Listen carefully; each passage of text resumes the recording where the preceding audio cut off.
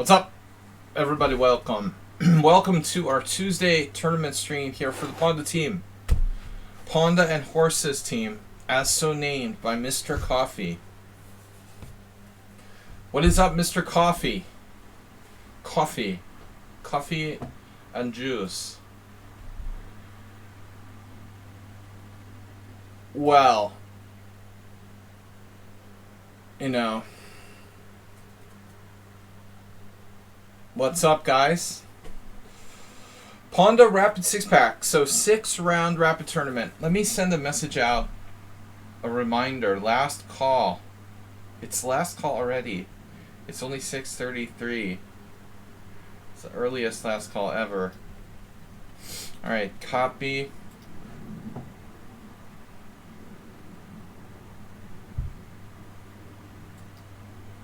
Pawnda and Horses Club.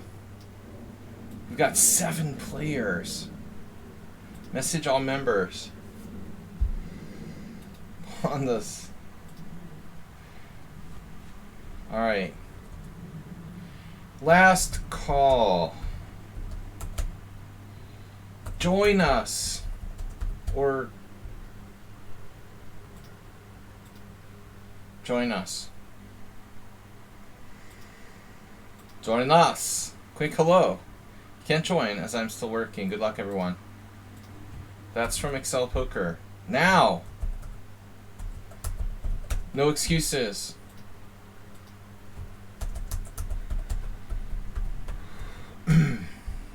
Alright. Don't need no stinking prizes. They'll just cheat with brain implants anyway. Dude, I mean, seriously, I'm gonna just address the elephant in the room for a minute.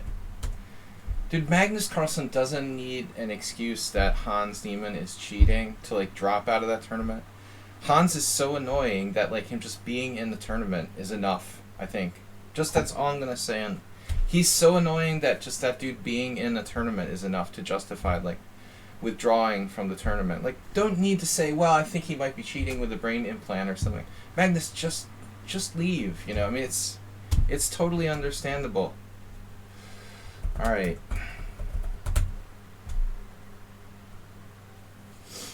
Dude, you don't need any excuses. Hans being in the tournament is enough reason to abort. Alright. Enough said. That's all I'm gonna say about the elephant in the room. I hate St. Louis anyway, so really. And I'm not a fan of Magnus Carlsen, so I'm not taking sides. But I mean, you know, it's kind of like lesser of the evils.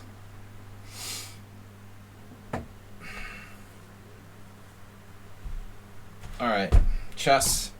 I don't know, which will self-destruct first, like humanity or the chess world? Here we are, tournaments. Pawnda Rapid 6-pack. We're back. We are back. It's Pawnda Rapid 6-pack. Sparkle Horse, Ali Reza GM, Shaki, El Shakmat, Bizonov, Jeroen, Bill, what's up? Good to see you. Asterbait, Pirate77. Okay.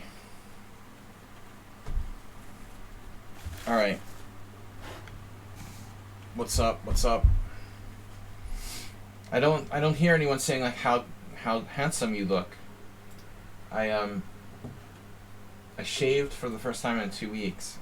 That's how busy I am. I actually didn't have time to shave for the last 2 weeks.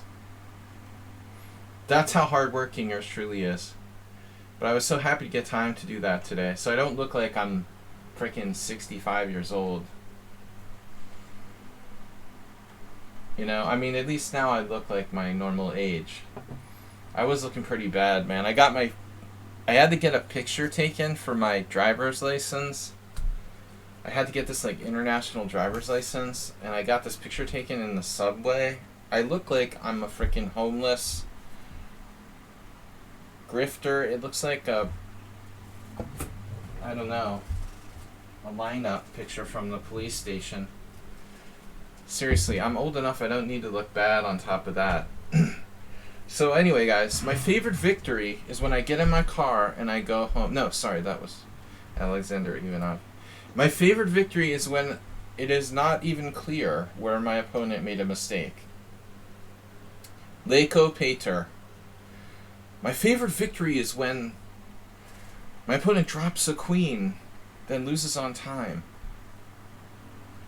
Sparkle Horse, Alireza, Shaki, El Shakmak, Bisanov, Yarun, Azerbaijan, and Pyrat. We've got 8 players thus far. 6-round rapid.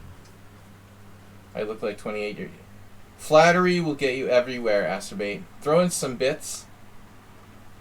Throw in some bits and I'll, I'm at your mercy, man. Alright. Krusovice. Czech beer for the Czech entrant. Number 9. Did you see the ending, Caruana MBL? Yeah, I mean, I just saw, like, the final position. I saw the final position where it was, like, queen ending. He played A7 check or whatever. I didn't follow the games. I just happened to look at that position, Sarontje. I played through the Alireza game and the end, and I saw the final position of that one. That's all I saw from today's Billionaire Memorial or whatever it is. Who names tournaments after themselves while they're still alive? The Sink Field? Dude, whatever. I won't go to St. Louis. Even if I was like 2750, I wouldn't play in his tournament. I'm glad Magnus dropped out. I hate St. Louis. A guy who thinks he can like buy the U.S. Chess Federation is really toxic. But chess players have to take what they can get, It's like Aronian has a chance to like go to the United States probably because of him. I mean, he's got to be a good boy and play in those tournaments, but man, Magnus, good for him, Anyway, I would never advocate dropping out of round robin. It's a very bad thing to do. You don't drop out of round robin tournaments unless Hans Niemann is like in the field. Then, or Mark Esserman maybe, but seriously, it's bad form. You just don't do it. Well, it was 2 a.m. when the game ended. MVL missed chances, yeah. MVL was black. It was a Najdorf. He's a little too predictable, to be honest. I feel like that's kind of holds Bashir Legrave back. I mean, he's always playing the Grunfeld and the Najdorf, dude. It's just too easy for people to prepare for him. He's like old school. He's basically like a 2000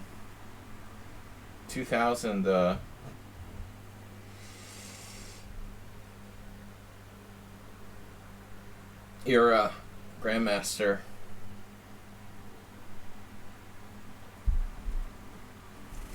All right.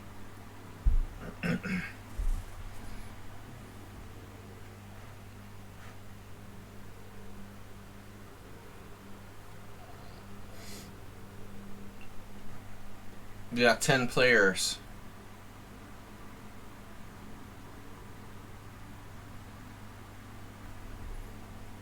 $2 a.m. when the game ended. I didn't realize that. That's crazy. When the hell are they starting? How is that even possible? What do you mean, like 2 a.m. our time? You must be talking about our time.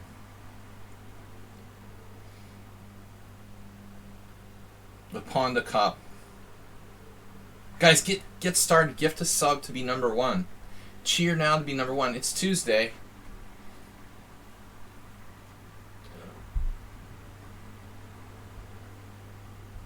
Ten players. No, 11. 11! Pyrat is number 11. Asterbate is number 9. Asterbate's moving up. He's like the Jeffersons. Moving on up. Little 70s, 80s TV show reference. Shaki Alireza is a new player here. So you have the money for the game. Alright, gotta move on. 2 a.m. our time. Oh, okay, yeah. I didn't realize it was such a late starting tournament. That's weird.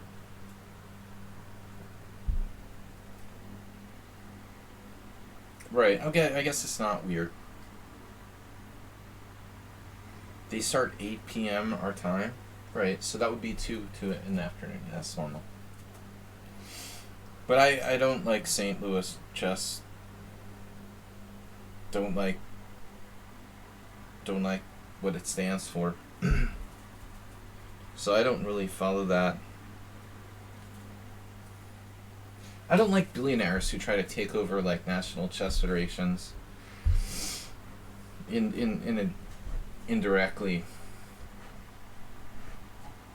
Alright, what's up, Bill? 25 bits. Got it started for this week. You can't buy the USCF Chess Federation, Rex Singfield. Screw you. He thinks he can, though. Announcement. Good luck and have fun, everyone. Where's the U.S. Championship? Oh, it's at the St. Louis Chess Club. What a surprise. Yep. That's a shame. Alright, we're starting in 1 minute.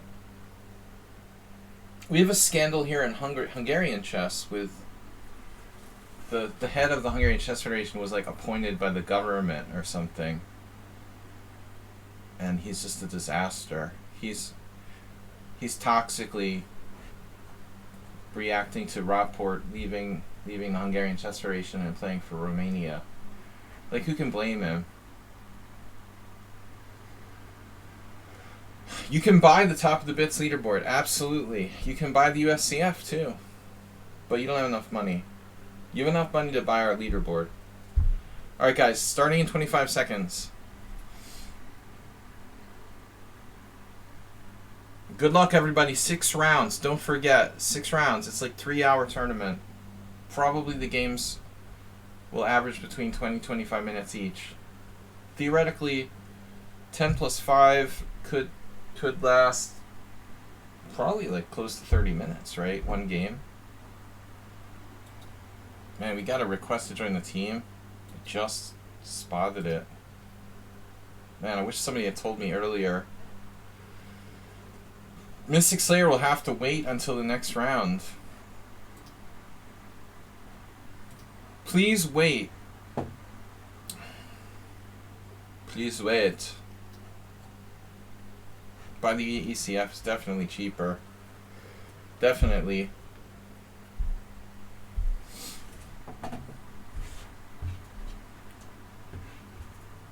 You get more bang for your buck with USCF. Alright, we have to wait until the second round for those of you who joined us late.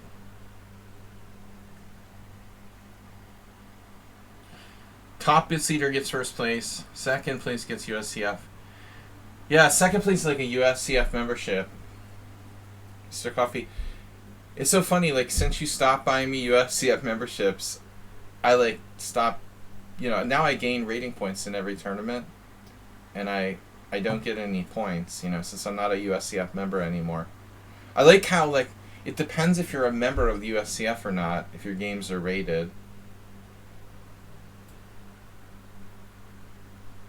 I guess theoretically I'm supposed to play c5 here.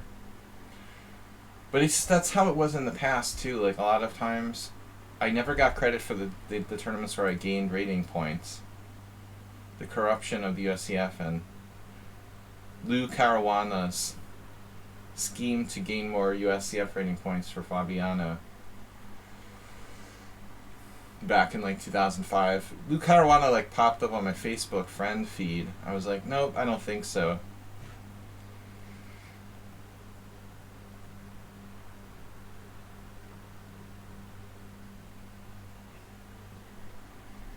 Thanks for costing me a bunch of rating points, dude. I'll never let Mr. Coffee like live it down. It wasn't his fault though. It was just bad luck. I should like sue them, but it would be worth it. Just, you know, I don't have the legal resources to do that. And only Susan Polgard like sues the USCF anyway. It's a really scummy thing to do. It would, for me, it wouldn't be really for the money. I would like sue them for my rating points, you know. and legal costs. I wouldn't want to sue them to, like, you know, become a millionaire or something. I just want my legal costs covered and my rating points back that they illegally, like, stole from me. I should probably be like 2440 USCF, but instead I'm like 2407 or something.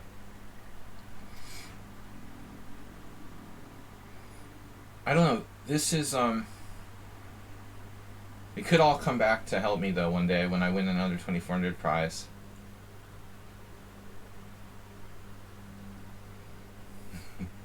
Mr. Coffee, what are you implying? Okay, you wouldn't lose on purpose. Alright. You wouldn't have to lose on purpose. You would, like, draw me 1 out of every 24 games and, like, gain your points back or something. You'd probably break even. You would nick me for a draw every 25 games. Maybe, like, I'd even, like, blunder once in a while. I don't know if I could gain points by playing matches with you, Mr. Coffee. It's pushing it a little.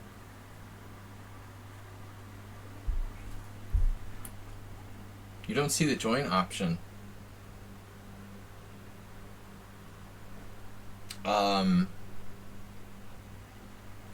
Mr. Coffee, do you want to address Mystic Slayer's question?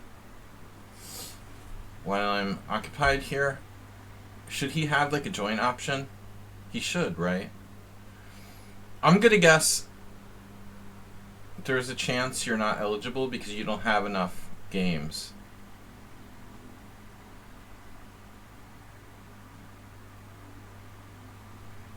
There's a requirement of 50 rapid games. You're gonna say, oh, I have 5 rapid games.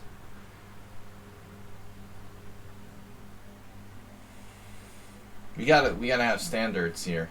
No sketchy newcomers allowed in the club.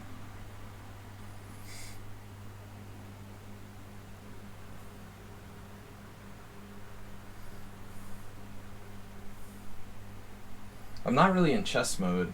I haven't talked about the position at all. Technically, like, white's supposed to play c4. XL Poker does this too, where he plays the white side of the Queen's Indian but doesn't play c4. I can change requirements. Mystic Slayer, how many games do you have of rated rapid games? This room is underway already. I guess I could, like, lower the requirement. Yeah, I can change it to, like, 30.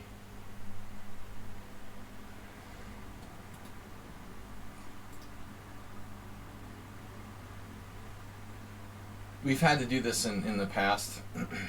You are playing. Join the game. Do the roar. Yeah, dude. All right. Chill out. 30. Are you serious? It's not going to let me modify the tournament in mid-game or something? No, I just supposed to miss the button. Alright, save. Cancel the tournament. Do a Magnus! Really, if it was anyone else, I would like diss Magnus, but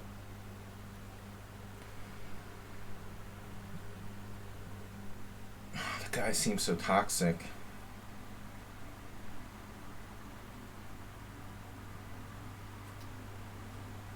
Alright, let's go. But I'm done. I'm done with the soap opera.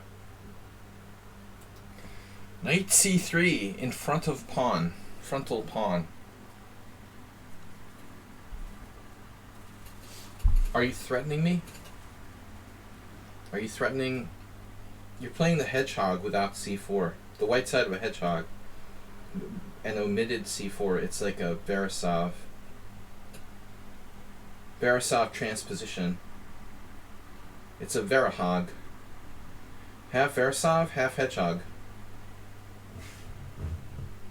Verashog.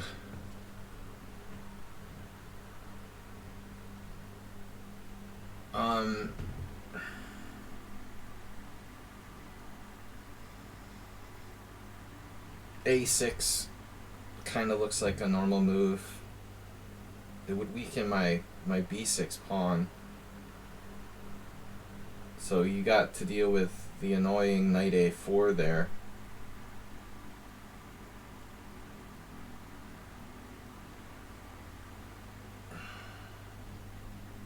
If I just castle, I don't know if you can really go wrong with castles here.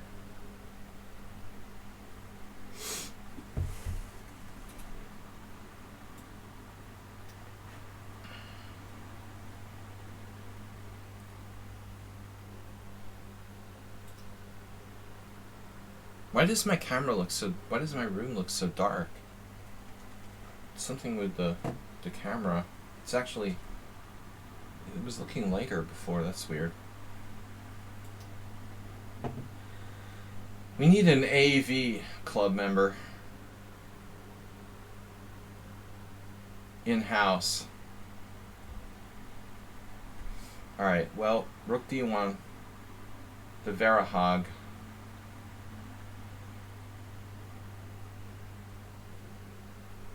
D5 is definitely an option. I've been trying to hold off on the knight c6 because, to be honest, like, it gets in the way of my bishop.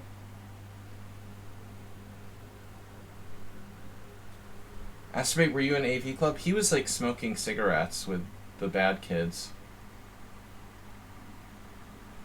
instead of joining AV club after school. No, he was at auto shop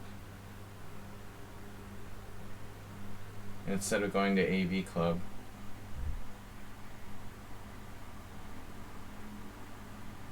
Right, I don't know. I'm gonna play d5. Screw it. Welcome to my pawn center.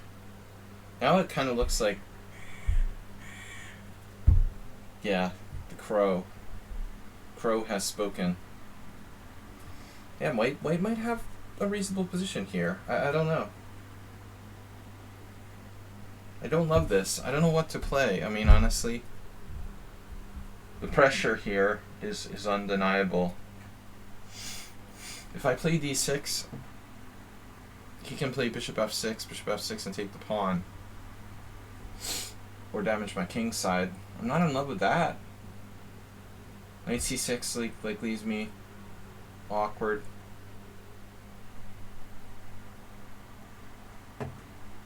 What's up, everybody? I gotta play faster and save my time for the end game. Bill donated 25 bits. $quarter. There it is, 95, best move. I think that's the best move. The Verahog. The refutation of the Verahog.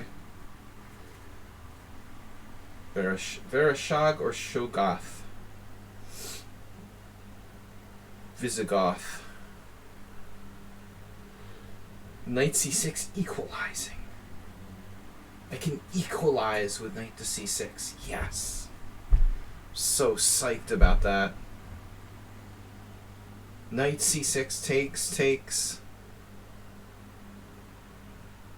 You guys remember that TV show, The Equalizer? The original? What was the actor's name?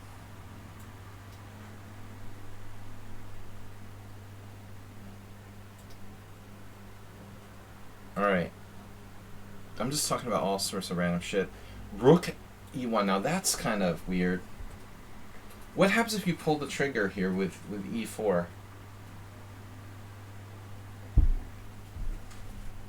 Does it not work for some tactical reason?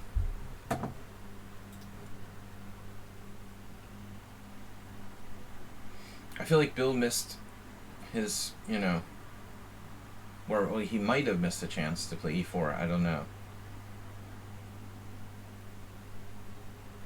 The $1 million question now is h6.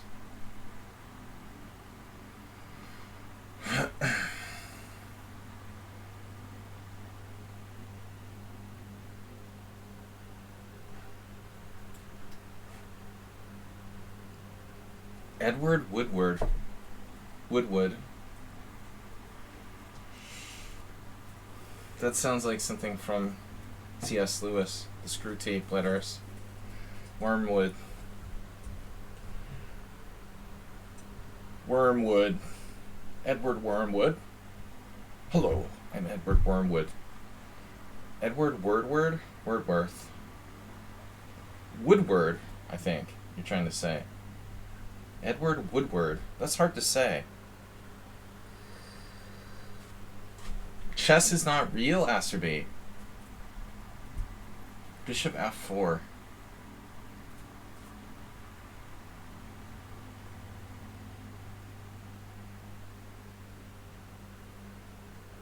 Yeah, that sounds like something. Edward Woodward. Was his name Edward Woodward? That sounds weird. Maybe his first name was different.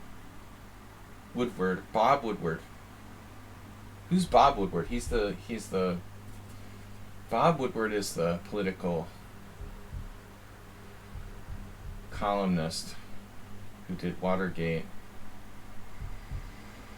Alright, I don't know. Whatever. Alright. I always have the longest games, which is not fun because I can never look at the other games. We gotta finish these early. Rapid Pawnda 6-pack. 6-pack because it's 6 rounds. It's a 6-pack. Tuesday night 6-pack. Better than playing bullet chess on the evil chess site.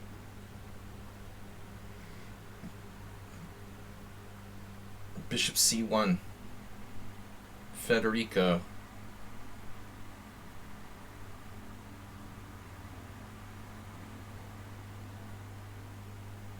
Now what do I do? Misinformation.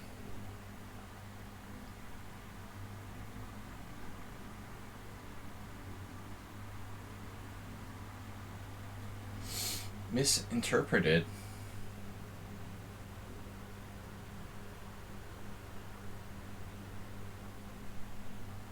Queen h4. Bishop c5, queen h4. If g5, he actually has all kinds of stuff, so that's not an option. Bishop c5 is not a safe option for black.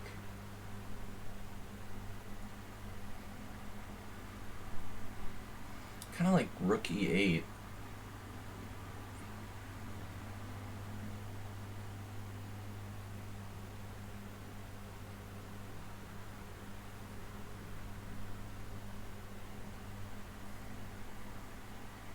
Rook e8 or rook c8.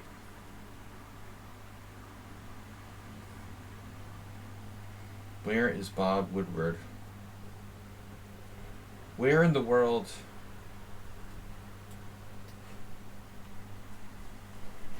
Federic.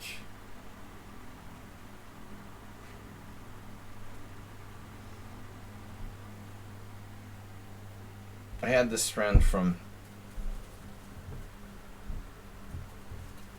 the Canary Islands who was Federico. I don't know whatever happened to him.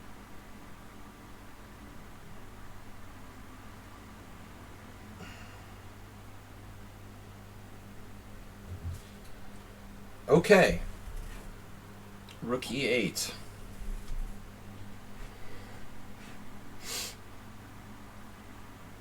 b3. Now it's getting weird. He's trying to creep over there.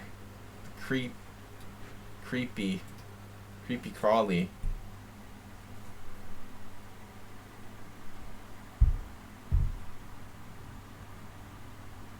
e5 is really tempting.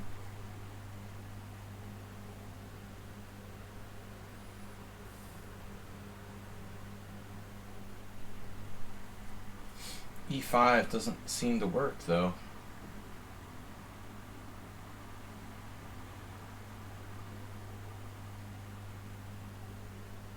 Bishop c5 looks good. Yeah. Alright. Okay, but it doesn't like win or anything. Get off my diagonal. Yeah, Alright. I mean, black is better, clearly. Clearly, my dear. Any one-move tactics you'd like to tell me about?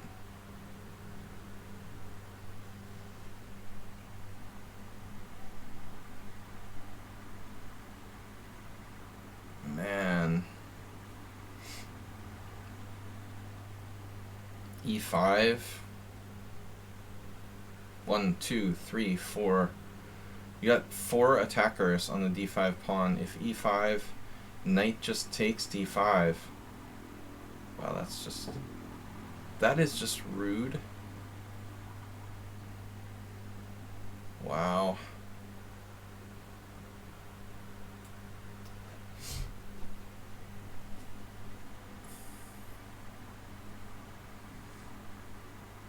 If you try e4, I feel like I have something. There. He didn't. He didn't make a run for the border.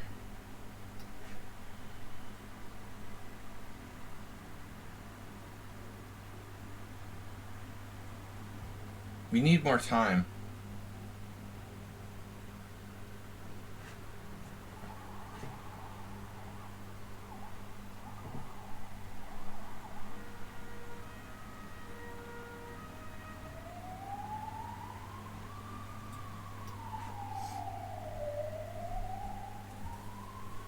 Two minutes to 1:30.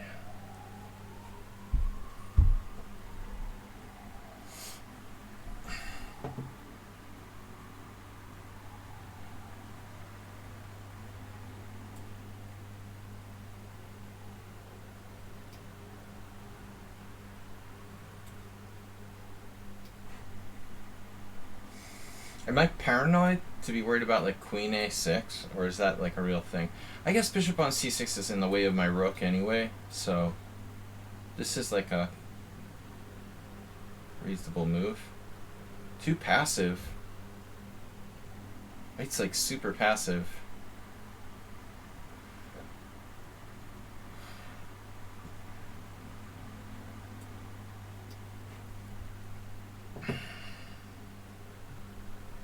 Maybe it's alright. Extreme positional play.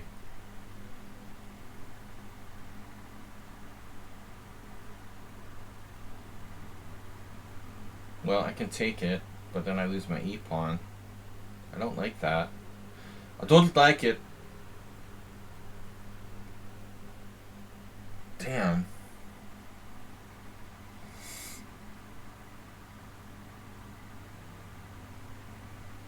Well,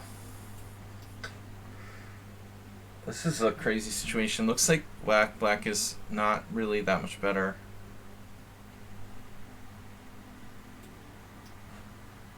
Oh, you can just do that. Oh, shit. Should have taken with the queen. No, I can't. I had no choice. I didn't see you at that move.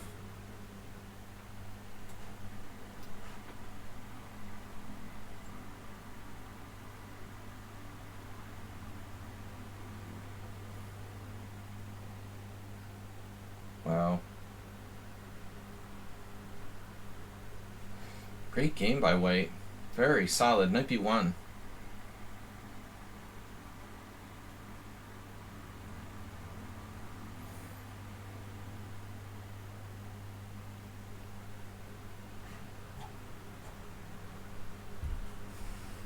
Guys, please subscribe.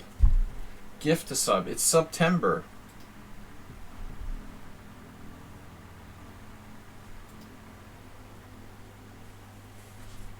Queen c2, attacking f5.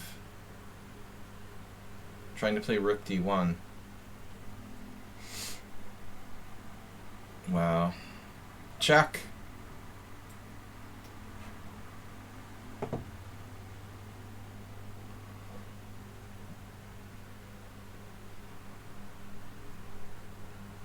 Don't I have anything here?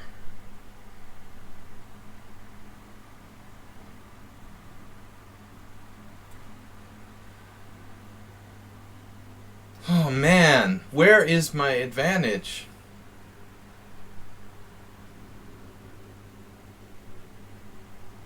Wow, dude.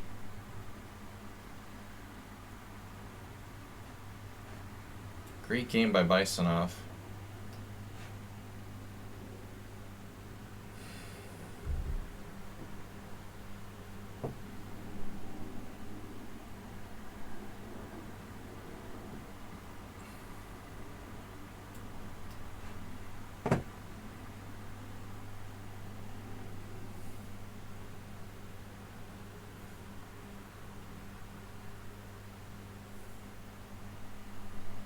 He's like freaking psychic too.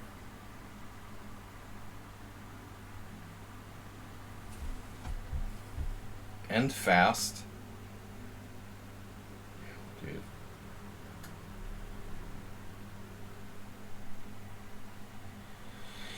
Good game.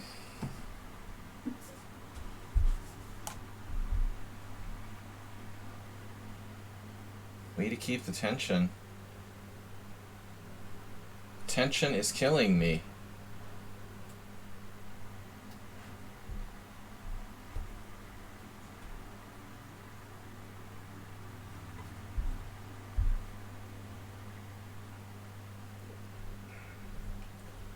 Jesus, he's like a freaking vacuum cleaner.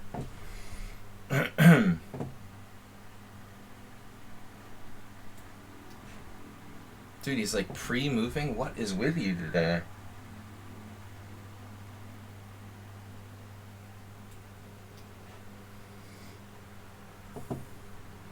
He's like superpowers.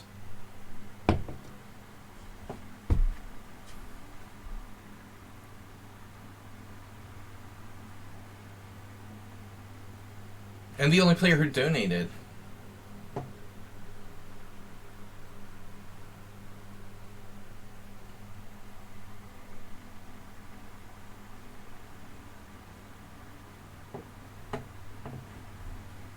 It's like a 30-minute game. King F1?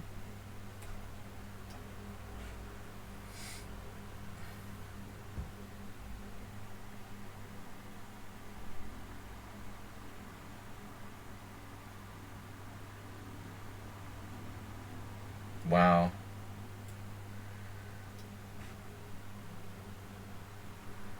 King E1 is kind of crazy.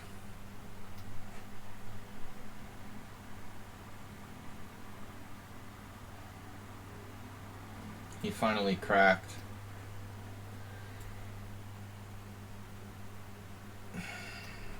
That was a great game. I mean, it's a draw until he goes crazy with his king there.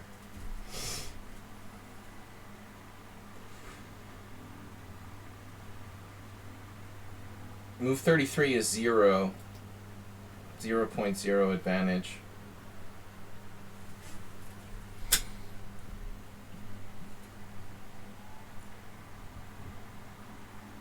You can't fault White's play in this game.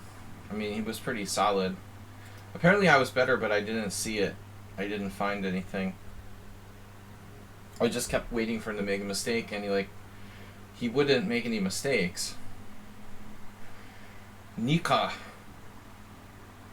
Another 75 for the loss.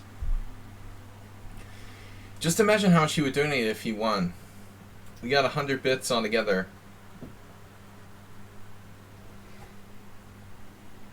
I just admitted Nika, although I didn't even I'm in a good mood because I won my game. I didn't even soundly check their account out. Uh-oh, Captain Biancan. Captain Biancan got a forfeit against Ali Reza. That has to be the most common name in Iran or something. Everybody is Ali Reza. Captain Bianca, Sparkle Horse, Stabvergen, Shakmat, Pirate. We're losers in. Mystic Layer, Mystic Bricklayer, Dinekis, Sumeher, good to see you. Everyone's still playing! Wow, somebody has a longer game than me. Amazing. Wow, they have 2 draws. What is going on? You ruins down the exchange and 3 pawns.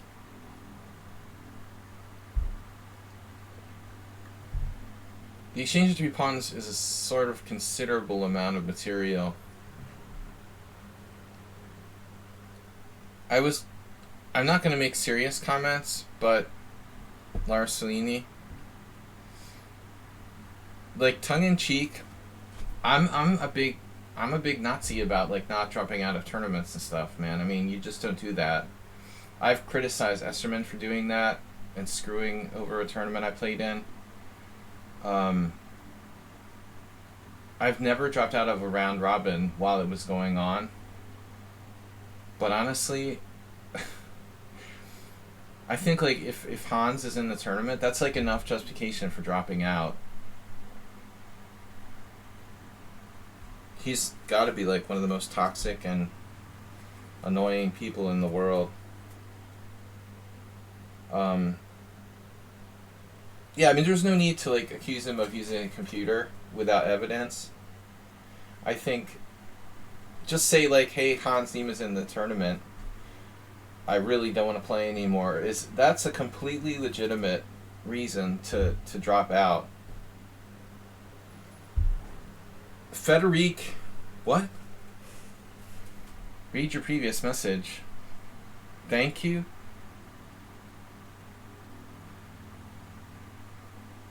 I'm having trouble like scrolling up and down. Every time I try to scroll, it like won't let me. I can't grab the scroll button. Read my message now! Why can't I grab the scroll button on the Twitch banner? You probably don't remember a few weeks ago what I asked you why that exchange sacrifice was sound, and thanks to what I learned,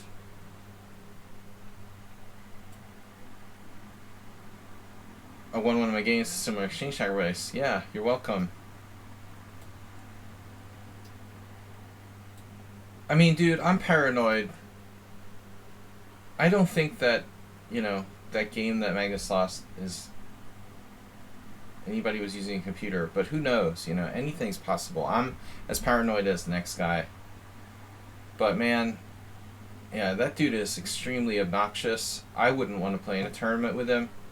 The truth is that probably Magnus got tired of his interviews and comments and all the shit and just like didn't want to deal with it anymore, Everybody has like a breaking point, but the guy is like a sociopath, it seems to me, and just really obnoxious and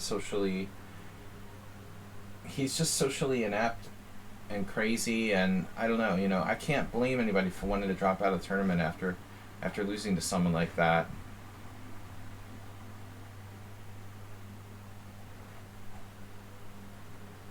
It's an interesting opening. Magnus doesn't play d4 that much, and then that line he played is pretty harmless, but it was interesting. At some point, like Niemann played a move that's the engine's #1 choice in the opening. That's like a novelty, something very obvious like c takes d4.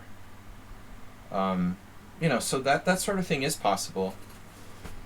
But I don't know, man. I don't care. I'm not a fan of Magnus either, but I think that guy's so arrogant and obnoxious.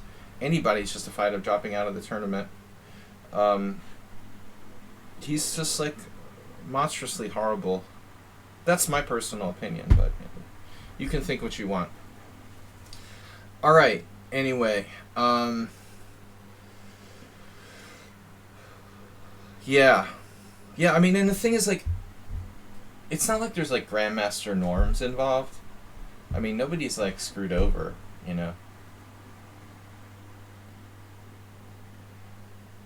A lot of times I'll play in like IM or GM tournaments where if someone drops out, it would take away, you would lose your ability to make a norm result or something like that. This is just a tournament where the cash, there's like cash prizes.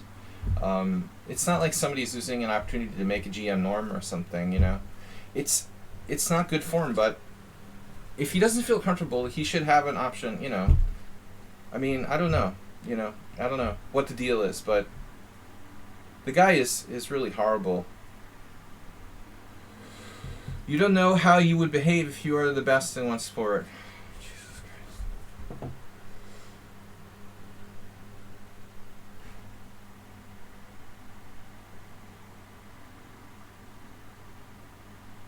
I'm just gonna ban immediately. I am the best. They asked me for my opinion and I gave it.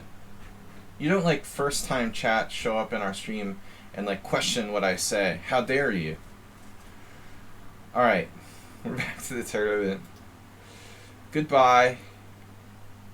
Like, I really don't mind if the people who are members of our community have an opinion and say something, but really if you're gonna like show up on my stream for the first time and your first comment is, you don't know what it's like to blah blah blah.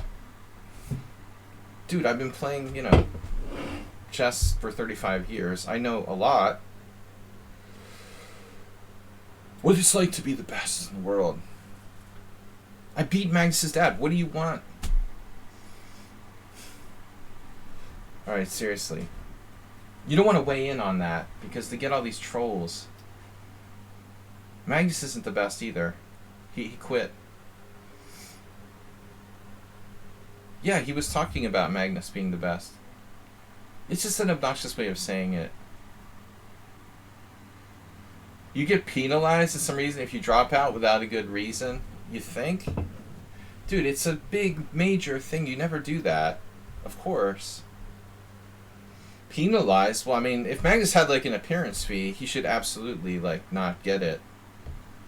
I mean, of course. If he was paid to, like, play in the tournament, I mean, there's no question. He should totally not get paid to play in the tournament. Whatever their deal is, I don't know, you know. But nobody should have to tolerate a jackass, like... That guy just is really obnoxious. I don't know. I'm half joking, but I really kind of sort of can't blame Magnus, even though it's like technically wrong what he did.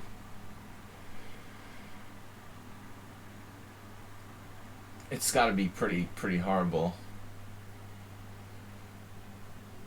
But the guy is really sus. I mean, he was 2,300 like 3 years ago. He went from 2,300 to 2,700 in 3 years. That's almost physically impossible. The reason why I'm mentioning this is because it's no wonder if people start to kind of question if he might be cheating or something. I mean, it's basically, it's unheard of that anyone has really improved at that rate. Plus, he's like, you know, so there's this in the back of your mind. There's like, yeah, I mean, Rousus did it. He was cheating in computers with his phone in the bathroom. Maybe he has a brain chip. I don't know what they're thinking, you know. There's this paranoia in the back of your mind that, yeah, his record-breaking, like, improvement is unbelievable. So that's kind of like, oh, I can try to justify it. But I think at the end of the day, like, the real reason Magnus quit is because he probably hates the guy. He's extremely obnoxious, and nobody should really have to put up with him, you know. I mean, he's just, like, insufferable. Exactly. It's I feel sorry for the other players who have to play with them in the tournament, but you know, they're quietly going about their business.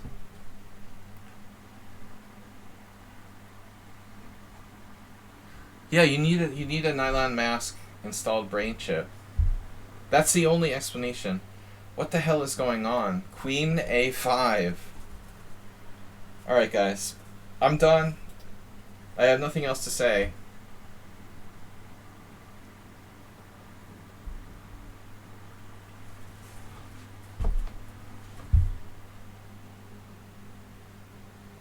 I have nothing else to say. I'm done on the drama.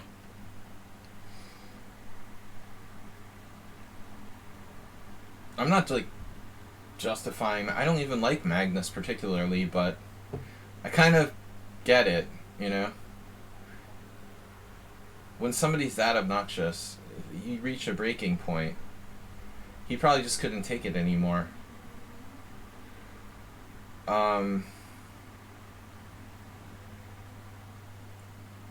But I mean, a lot's going on with Magnus. He like resigned the World Championship. His Magnus play Magnus thing is like being sold. There's a lot going on with him, you know. I mean, what's his whole future now? You know, very uncertain. It may be like he's having an early midlife crisis, exacerbated. exacerbated by the obnoxious Hans Niemann.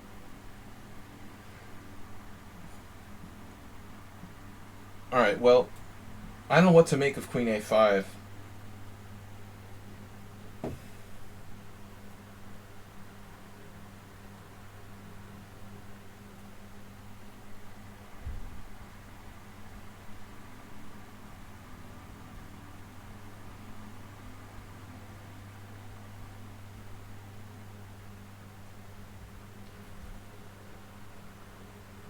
Bijak is like, I think from someone from his team leaked his prep. There is that rumor and stuff, but what team? Are you serious? You really think like Magnus has a team? It's not the World Championship, man. I mean, it's like the Sinkfield Cup. He seriously has his team like on board for a random tournament like this. I can't believe that. Are they like on retainers or something? That's pretty crazy, man. I mean, he's employing a team for like random tournaments. Wow, that's nuts. Dude, it's not the World Championship. I mean, what?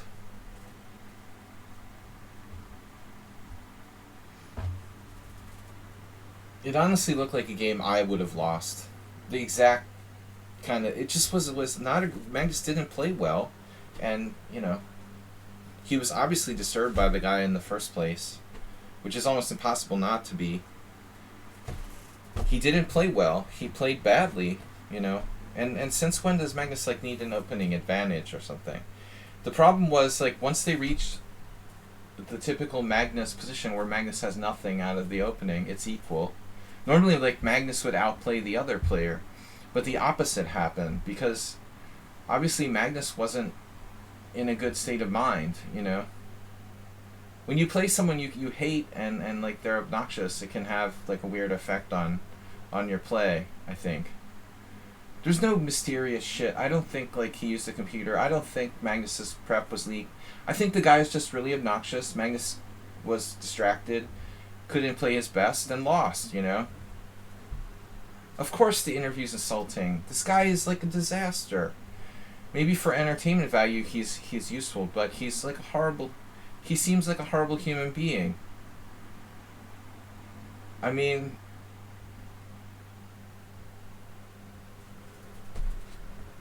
I would... Yeah. Of course. That's all anyone wants to talk about is a soap opera now. Queen h5. So Staffbergen... I played d4 and he played d5. I played c4, he played e6. I played knight f3 and he didn't play his usual Dutch. That's unbelievable.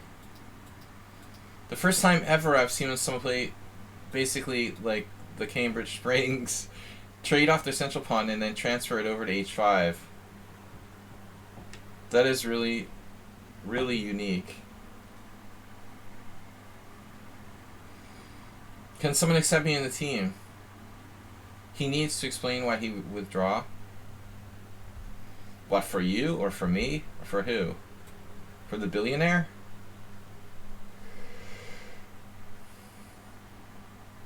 I don't know. Alright.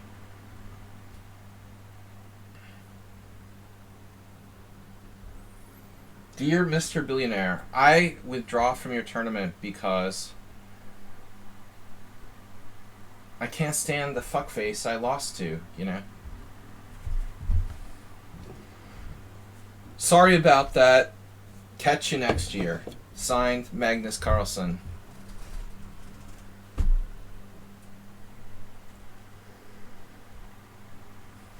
That's all he needs to do.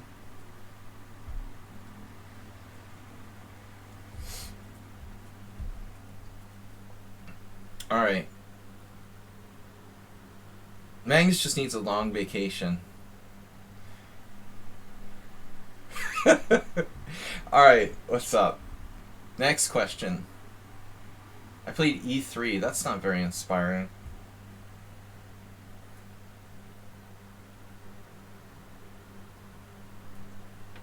I would never condone dropping out of a tournament, a round robin. But if there's ever been extenuating circumstances,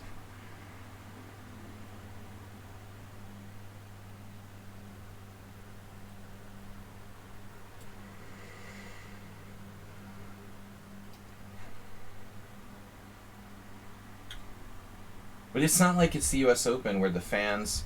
I play poker badly. It's not like it's the U.S. Open tennis tournament where like the fans are paying for $100 tickets or something. I mean, the fans aren't really like sponsoring this tournament. It's basically the billionaire. It's not like the fans like personally are paying for the prize fund for the players. It's not the same as like a tennis or whatever, I don't know, boxing match or something. Football, it's different, I think the only person that Magnus owes it to is billionaire Sinkfeld. And I don't know what their relationship is like, but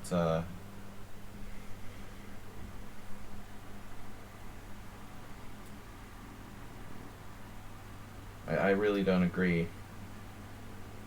I mean, why should Magnus Carlsen like continue to put his rating points on the line with an asshole in the tournament who he can't stand, that drives him crazy and insults him and stuff? Show some respect. There's different ways to look at it. I feel like, it's understandable.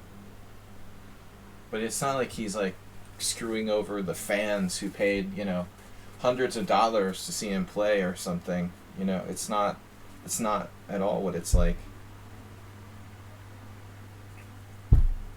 It's not like he's like Britney Spears and he's like hosting a concert and he just decided to like bag it because his voice isn't good and they all like got screwed out of their money, I mean,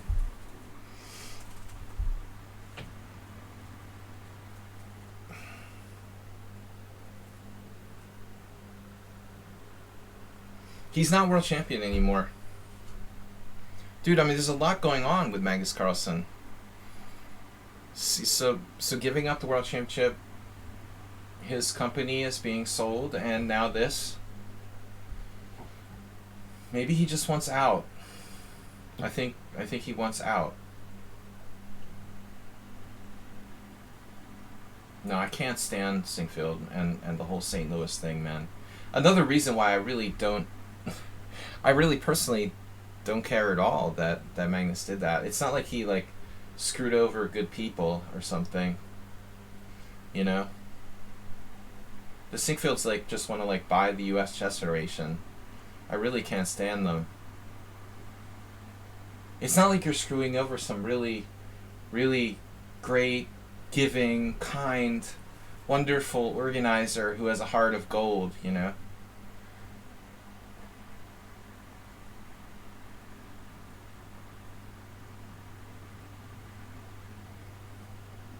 Okay, we screwed over a billionaire today. Oh well.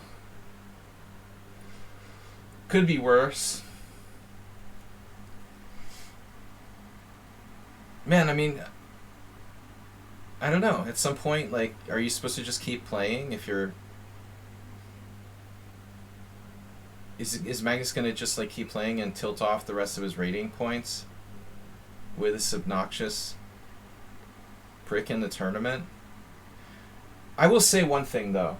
I'm not going to defend Magnus completely, but one thing I will say, like, I don't know when Hans was put in the tournament or whatever, but in all seriousness, really Magnus should have, if he had a problem with Hans, to be honest, he shouldn't have agreed to play from round one. That's, to be honest, that's true.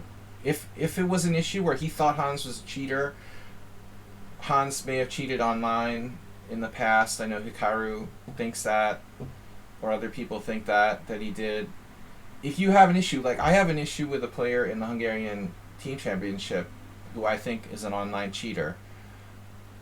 I didn't like show up to the board and like or show up to the match and like forfeit it or something. I told my team captain I will not play this guy. So if you think this player is a cheater or you think something sus about him, seriously, Magnus should have just dropped out before the tournament started. Like in honesty, that's what he should have done. If it's like something that happened between rounds one and three, something with Hans's behavior, it happened in the first couple of rounds or something, or during the game. You don't know what he was doing. Maybe he was staring at him, kicking his feet. I don't know. You know, he was a replacement for Rockport, right? By the way, like why didn't Rockport play? Why? Can you tell me why Rockport didn't play? He isn't faxed. He's Djokovic. He's really Serbian. No, he's Romanian now. I don't have any problems with Rockport, but that's unbelievable. All right, yeah, I mean he's got a Serbian wife. He probably hangs out with Djokovic. Oh shit, but dude, that's not something that you figure out at the last minute. Bijak. Are you serious? Like, how dumb is that? Like, Rockport only realized, like, the week before the tournament that he can't travel to the United States because he isn't vaxxed? That's like, duh? You're a chess grandmaster? That's a little bit stupid, to be honest. Yeah, I mean, normally, like, you know, you'd have a little bit more time in advance to know about that. Why doesn't he, like, buy, like, a fake vaccination paper? Like Djokovic. He could easily pull that off. He can get one of those Serbian doctors to, like, certify it or something. Dude he has no real Eastern European integrity. Totally could have easily bought a fake COVID certificate from a Serbian doctor or something.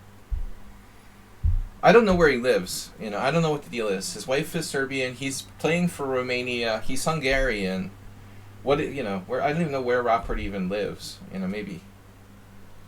Yeah, dude, Hans is horrible, dude. He's a disaster. My joke is that like Magnus, you know, it's completely like the one excuse for dropping out of a tournament is if like Hans Niemann is in the field. That's like the one acceptable excuse for dropping out of a round robin tournament. Yeah, that's my joke, Shaki. But in all honesty, like Magnus, if he didn't like Hans, he should have said something. But the problem is he was like a last minute replacement. So I think here we start to see like kind of how it went down. I kind of doubt like Magnus decided he hated Hans like at the last minute. He probably thought he could like put up with him. But then it was like too much. But I think you have a personal issue with someone, then say that, you know. I can't stand the guy. I refuse to play in a tournament with him. He's the most obnoxious person in the world. And that's why I'm dropping out of the tournament. You know, that's it. It may not be good enough for the organizer, but you know, just say the truth. I don't know. I think the classic advice of telling the truth is probably appropriate here. We don't need to make like false accusations of cheating without evidence, although that's a very popular thing to do, even by me. It's easy to be paranoid. Well, yeah, maybe. I don't think he gives a shit. You know, he screwed over Sinkfield's tournament. So what? You know. It's good content for all the chess streamers out there, even me. Something to talk about, right? Maybe he did it for content. Maybe Hikaru paid him off. Hey Magnus, will you drop out?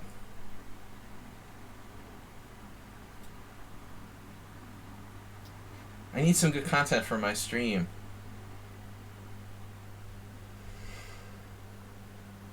Maybe he used Engine in some of his games in Crypto Cup. dude, of course. There's more to this than meets the eye. But very difficult, you know. Very difficult to know. Unless, you know, he's clear about it. I'm telling you, I will not, you know, play if I suspect someone cheated online. I will not play with them. I refuse to play the guy who cheated me in online chess and over the board. You can't get it out of your mind, you know. That would be a perfect reason. But again, Magnus should have brought it to the attention of the organizers from the first round. You know, I mean, if he thinks Hans is a cheater and he cheated online or whatever, he should have just refused to play in the first place. That's what you got to do. You don't wait until, you know, oh, well, maybe I'll beat him and it won't matter. Well, now it's too late. Like, the horse has left the barn. I think that Magnus probably thought he could manage it and he would just, like, beat him anyway, or it could probably put up with him, but it was just too much for him to take. And then he started a shitstorm. Yeah. We wait until the investigation is complete. Good thing it's not like gonna be like a judge from Florida or something delaying the investigation. Oh, it's Missouri. I don't know, Mr. Coffee. You got, if there's any legal actions, it'll be like the Missouri. It'll be like a Trump-appointed judge in Missouri. I'm not setting foot in Missouri or Florida. Sinkfield probably paid for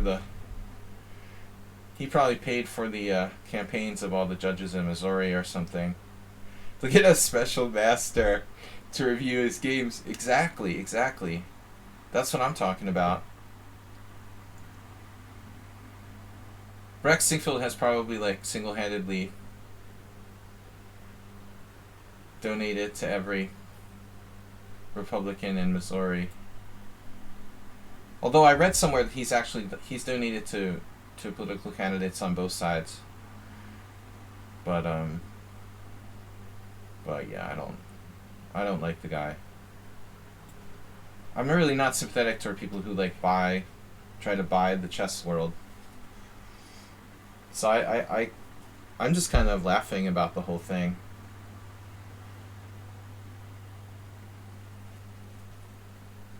I don't like Hans. I don't like Sinkfield.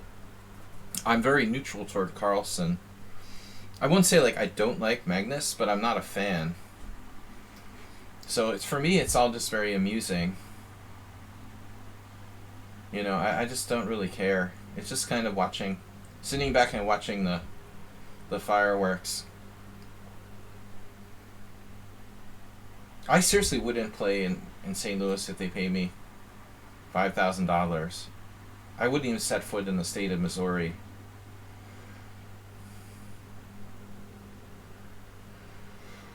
Alright, but moving on. I think I missed a chance to win a piece here with G4 earlier, probably. We're only up one pawn, which is a very small margin. You like Alejandro and Yasser. Well, you like Alejandro and Yasser. They've got their hands out, man. I feel sorry for them, in a way. I mean, Alejandro is from Central America, honestly. But I mean, Yasser doesn't really need to suck up to Sinkfield. I think it's kind of gross, to be honest. Yasser probably has enough money in the bank that he doesn't have to be, Sinkfield's whore. It's kind of gross, but whatever. He wants to stay relevant, and it's his only chance. I mean, he's getting old. I mean, seriously, Magnus Yasser is not the most relevant chess player. So he's kind of not going to turn down a chance to be the commentator for them. And he's not real political, but I seriously couldn't bring myself to do that.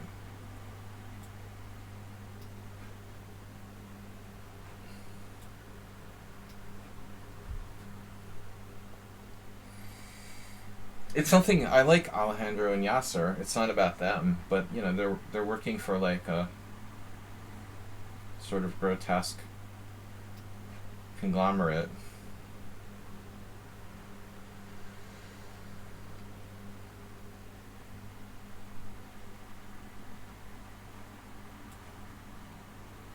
Sigfo is very active in political donations.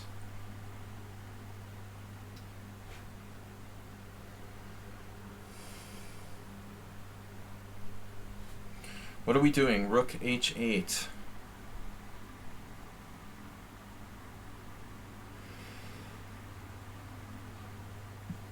I don't know, man. This is getting a little too close.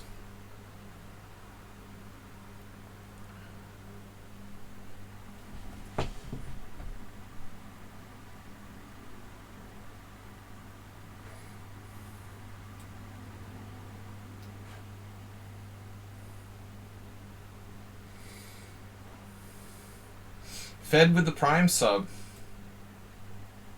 FedEx. Check.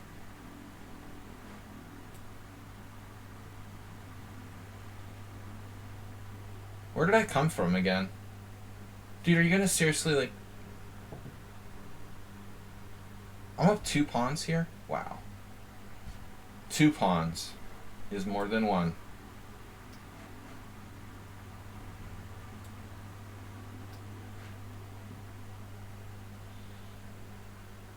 Three connectors.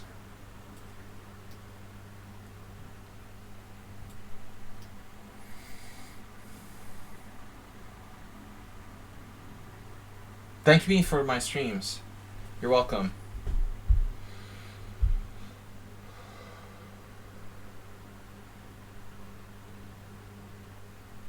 FedEx sucks, ST Brown. Don't ever. They probably donate to Republican causes too. Yeah, don't ever do FedEx. Don't ever use FedEx. Use like something else. FedEx is the worst.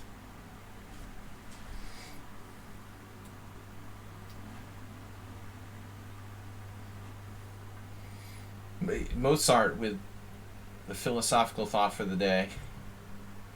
2 pawns is better than 1. Was it me that said that? Long time no see for Mozart. I had a horrible experience with FedEx.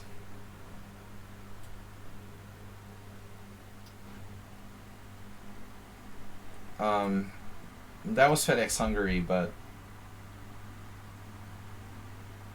it was a nightmare.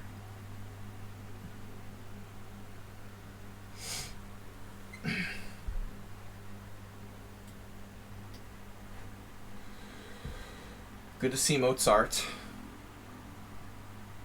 Oh my god. Did I blunder? I'm still winning. Close. Stopfargan is a fighter. We got enough leverage here. Mr. Coffee isn't doing an investigation. We need Bob on the case. Where's Bob?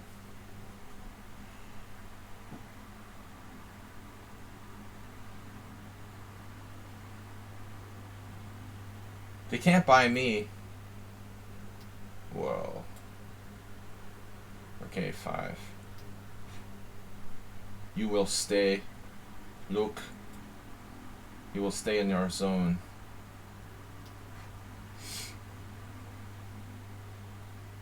There are close to 8 billion billionaires and 1,721 grandmasters.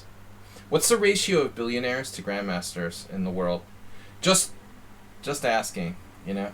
It's an interesting question. Lucina incoming. Something like worse than the Lucina. River guarding rook.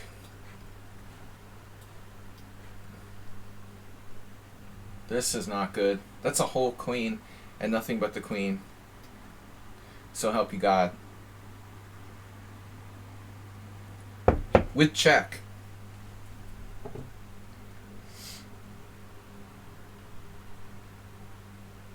I'm too tired, man. It was like a 30-minute game. I'm gonna win this as fast as possible. I have the worst possible, like, longest games. So you think the ratio of billionaires to grandmasters is approximately equal? Any guesses?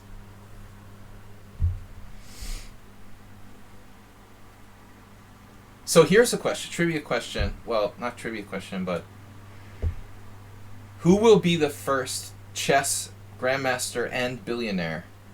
And will it happen in our lifetimes? Will Hikaru Nakamura be the first billionaire grandmaster?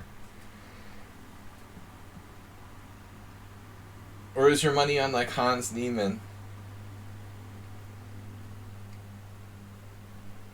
2,668 billionaires. They outnumber grandmasters. Maurice Ashley, you never know. I mean, he could win a large lotto, but I think if Maurice was going to do it, we'd have known that. You know, Maurice would probably be like, you know, in the betting odds, he would probably be in the top 100 guesses or something like that. But realistically, right now it looks like Hikaru and Magnus, the $1 billion poker open.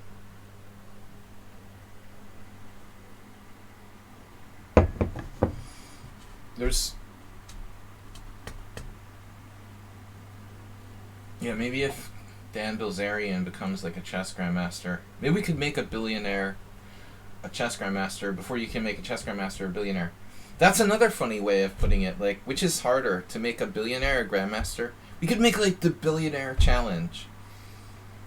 Is it harder for a billionaire to become a chess grandmaster or for a chess grandmaster to become a billionaire? That's the real question. Yeah, that's true, Mozart. Inflation could answer that question for us. Maybe it'll be easier to make a chess grandmaster a billionaire. Were you talking about rating inflation? Maybe he's talking about rating inflation. No.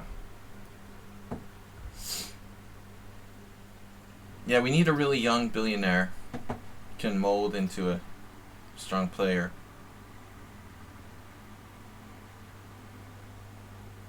Well, if Hans like quits chess now, if he's smart, Hans and Carlsen should quit chess now, while they're grandmasters already and still relatively young. I love this. Very easy to be a chess GM.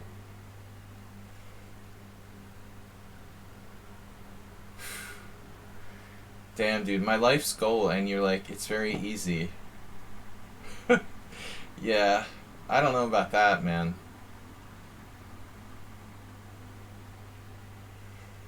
Damn, you seriously broke my spirit with that comment. Typical poker player. It's very easy to be a chess GM.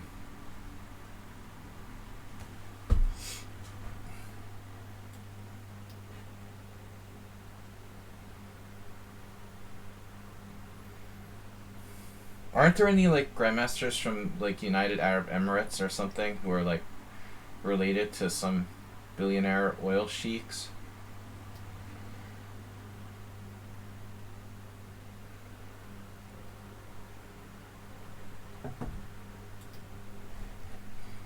There's got to be some GM in Dubai whose uncle is like one of the main people in OPEC. Oh no. Not the variation.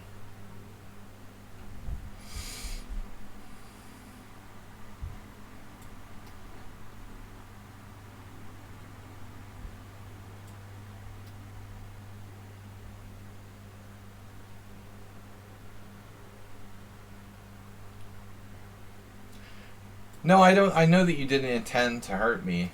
It was like, oof. It's easy though. It's easy to hurt me. I'm like Arsenal fan. Where is he? I told him I don't hate him. Alright, knight c3. Yeah, I forgot now. It's a Finnish specialty. Maybe Shaki's coach is like the guy who tried to like report me to Twitch for abusing him. I'll never let him live that down. He must have told on everyone at school. There was some Finnish guy who played a sign against Pia Kramling. I think he beat her. Maybe it was with this variation. Real crazy. Crazy to play this against a strong player in an OTB game. Oh no, yeah, no. He's banned again.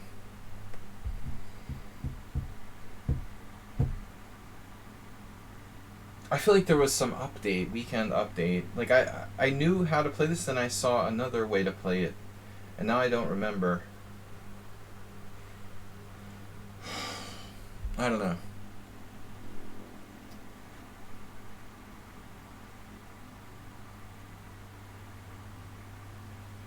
Will the revolution happen before or after we get the first billionaire GM? So rook b1, I don't know. Normally it's d5. I guess rook b1 is... I guess rook b1 is improvisation. Queen takes c3 check. Is that known? Queen takes c3 check. Bishop d2. Okay, maybe it's known. Queen takes c3 check. Bishop d2. Queen a3. At some point... what should I do here, seriously? Should I play e6, or what? Or knight f6, or what? What am I supposed to play? Knight f6, bishop d2. Why is it necessary for white to play rook b1? Like, why not... I don't know, why not just, like, bishop d2? I know that d5 exists, right?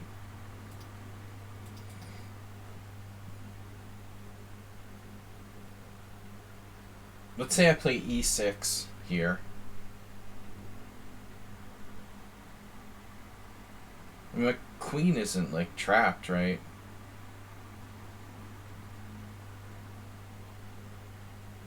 Queen takes c3 check, bishop d2, queen to a3. Other than creating complete chaos, what happens here? d5. Alright, I give you the piece back. I play, like, e6. You take on c6. I have to take back on c6. It does look kind of stupid for black.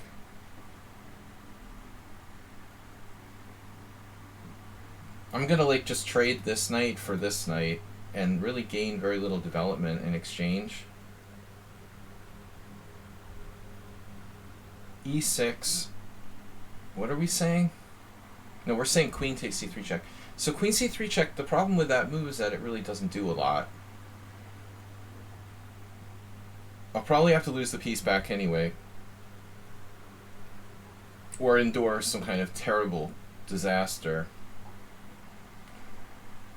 So what if I just do a different move? Knight f6, d5, queen takes c3 check. Knight f6, bishop d2, e6.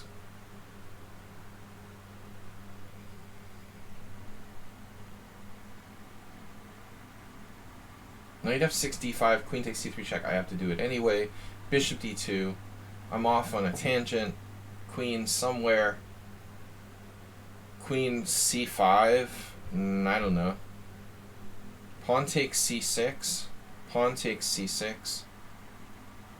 And so at the end of the day, you've got to decide, like, where you want your pieces. g6 is interesting. Alright, I don't know. It's, like, completely random. I don't know what to play.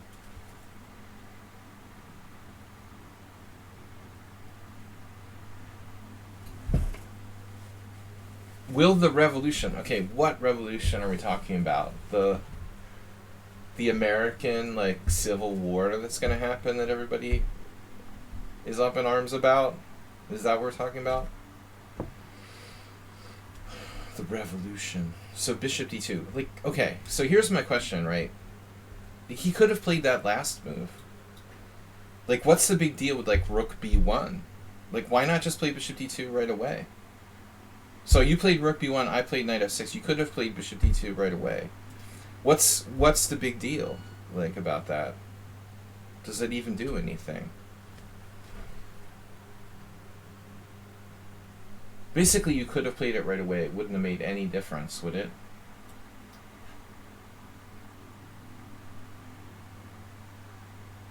I mean, theoretically, what difference does it make?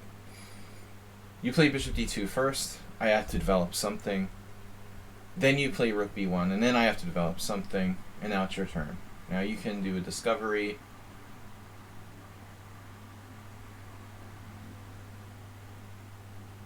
There's no particularly powerful discovery, right?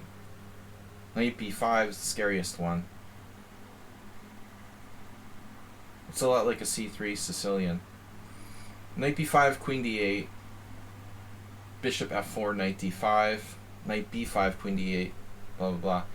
There's also knight e4, bishop b4, rook b4, knight b4. He has some exchange sacrifices that could happen, where he probably wins material there. So I have to be very careful about that. I can't just like plonk down my bishop on b4 without getting hit by a rook takes exchange sack. e6 looked like that, like the way more flexible. That's a good question, Mozart. It's the kind of thing I was thinking about, but not really making a conclusion. If I play e6 first, then he plays bishop d2, then I can play bishop b4 instead of knight f6. Then he can do some weird exchange sack, but it's not as good. Not as clean as it looks now. Yeah, you might be right. You might be right. Bishop b5. Okay, so that's kind of a different direction. He's going in a different direction. I could play bishop d7. My b7 pawn is no longer attacked. Don't particularly like my queen where it is, though. But I don't really have time to retreat. What about bishop b4? Bishop b4, knight e5. Well, that's not a big deal. Bishop takes c3. Bishop b4, rook b4, queen b4. Bishop b4, rook b4, queen b4, knight d5, that kind of thing. Bishop b4, rook b4, queen b4, knight d5, queen d6. White like runs out of gas. But he could just defend it. I guess bishop b4, queen somewhere. Queen b3 is suddenly threatening me. So bishop b4 doesn't look so reliable. I think I'm gonna go here. Yeah, he has d5. Uh-oh. He might have d5.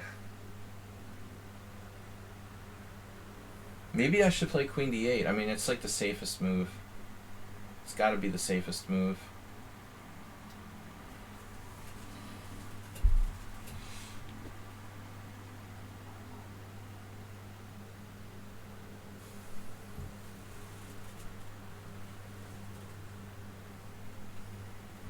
Do we have someone requesting to join the team? Thanks everyone for tuning in. This is Round Jersey Fox. Send me $100 and I'll make an Ultra GM.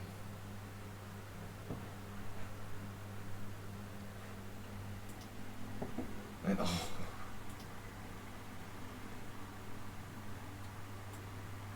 Well, not a lot of options.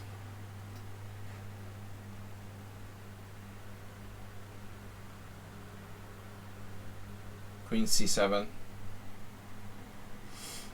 Obviously the queen is like a tad more exposed in that position. $95. Oh, it should be like $99.99. I feel like I'm playing the c3 Sicilian here. The Ultra GM title now available for $99.99 or your money back. That's like one of those Igor Smirnov video series or whatever.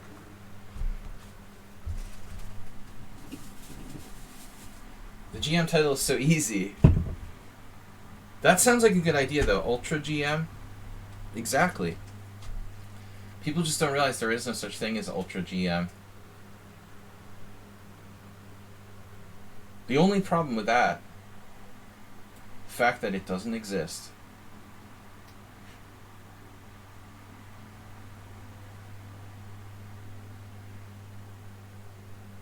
Yeah.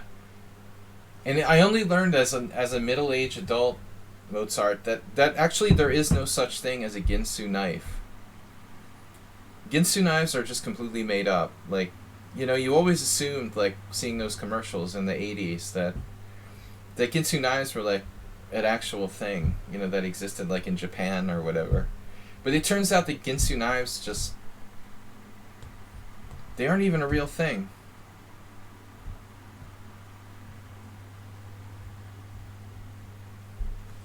Alright. We stayed solid. Stay solid, friends.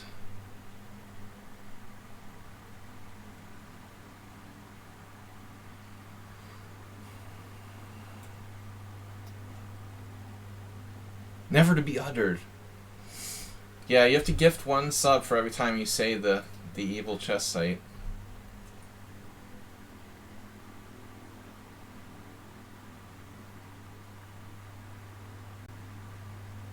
Russian Grandmaster jumps out of window. Surprised we haven't seen that in the news.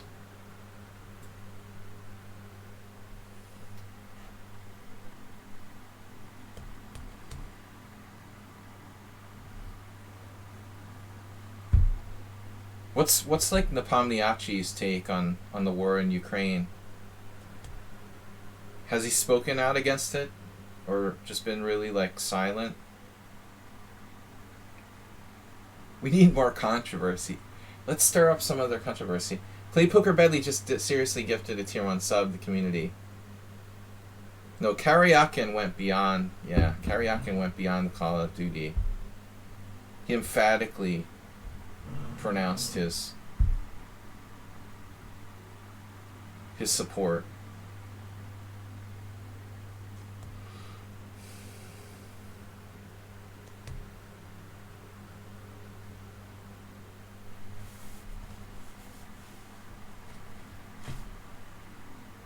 Apologies for saying the site. Yeah, the Monopoly site. It's alright. I say it sometimes too. We all say bad words. They're even more toxic now. I mean, that site's even more toxic now. I don't know, is the deal going through though? It might be like Elon Musk buying Twitter. I haven't heard too much. I don't think the deal, you know, with the sale of the Magnus Group is official or anything yet. I haven't heard anything about it.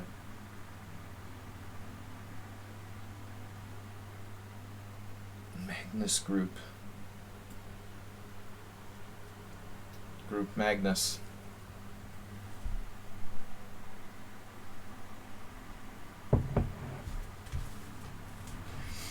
Magnus has got a lot on his plate.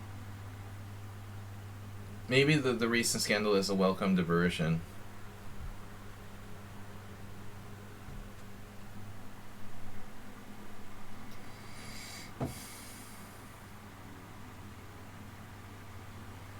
I think he's having early onset midlife crisis. It's a tough life he leads. But I think that Hans could do that to anyone.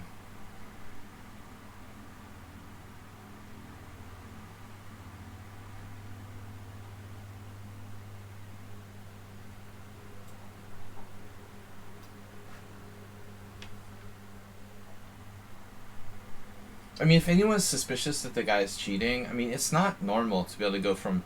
I looked at his graph. He was like 2,300 FIDE in 2018. And he's not like a little kid, you know. He's like 19 now or 20. That's an unnatural rating progression. So if people are paranoid that the guy's like cheating, in a science fiction world, it kind of seems possible. Remember when Rousus became like 2600? When he was like 2450 in real life? Kind of like a thing like that. But I think that what Sumaher was saying earlier is closer to the truth. It's probably about Magnus suspecting that Hans cheated online and just hates him for it, or, you know, something like that. Man, I could just simplify here. Like, knight c3, bishop takes a8, knight takes d1. Or just, yeah. I mean, there's a lot of crazy people in the chess world, man. People had to play with Bobby Fischer. It wasn't easy, you know? I mean, so this is not like the first time there's been a really annoying chess player in the chess world. Clearly. I've put up with some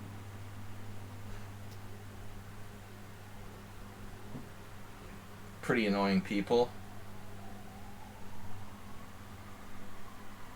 So, you know, you get used to that, I guess, but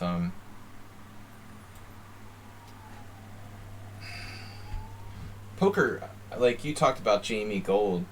I mean, there's a lot of really, really obnoxious people in poker. I think it's even worse, you know. It may be worse. Although they wash their hands more often than chess players. I brought this up like last stream or 2 streams ago. The poker players may be more obnoxious, but they're a little cleaner than the chess players. So that's like a positive. You gotta, it's a trade-off, you know?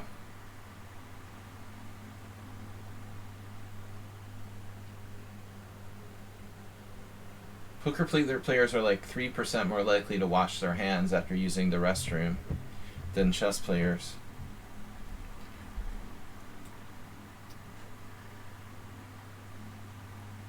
Man, we're on that pawn. We're destroying some noobs.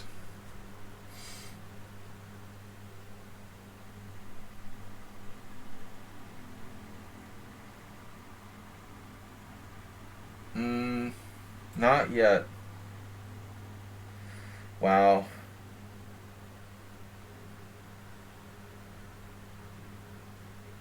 Do I have to take that? I don't have to take that from you. I'm just gonna take it. 50 game limit.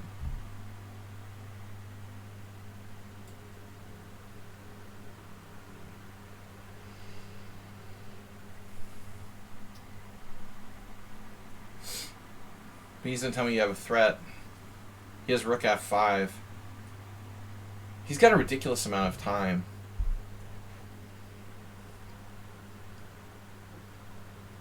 I'm only up 1 pawn. That original, like, wing gambit pawn. What round is it? I can't even, like, start my second beer. This is supposed to be a 6-pack, right? But I'm only drinking 2 beers. I gotta be fresh for the stream tomorrow. Wednesday. Weird Wednesday.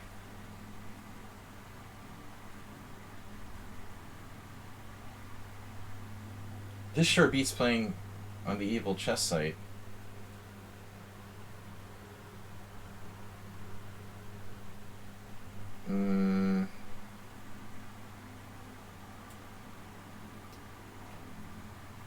Sloshed Sloth.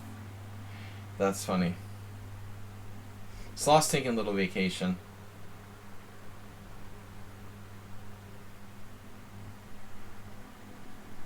Pawnda covering for him. Pissed Pawnda and Sloshed Sloth.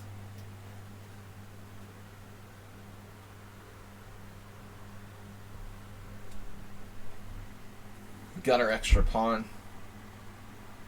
I was really hoping to, like, pick off another pawn or something.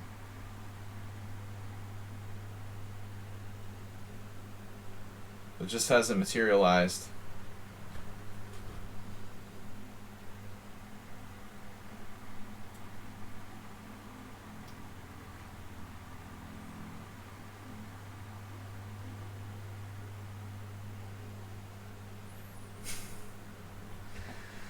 Wankered. That's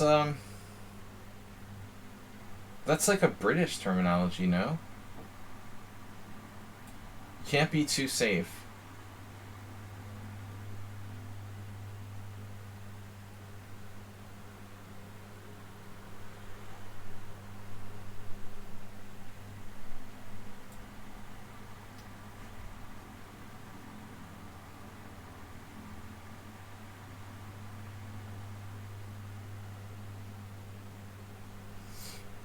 Keep your pawns to yourself.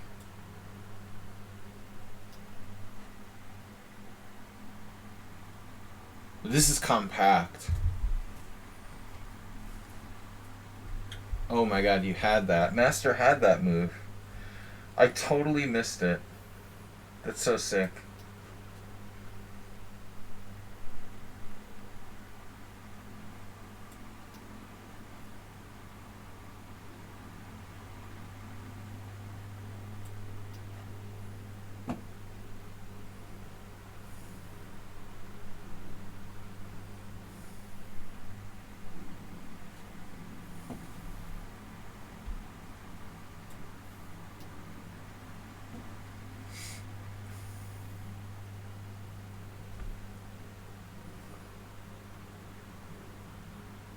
You're dawdling again.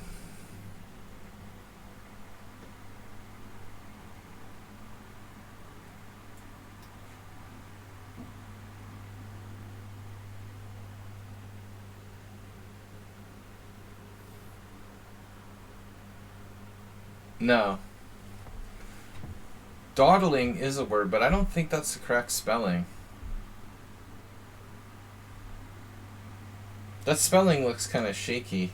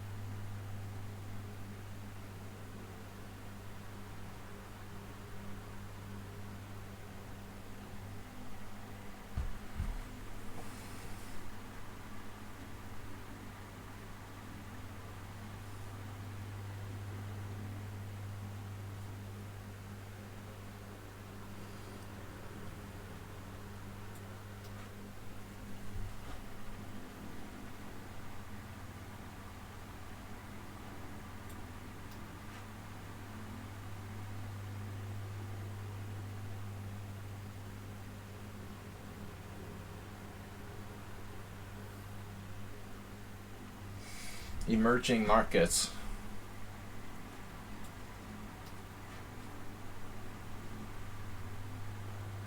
Better structure. He has the better structure. Oh man, that was tough. Alright. Classic. The Finnish variation of the wing gambit.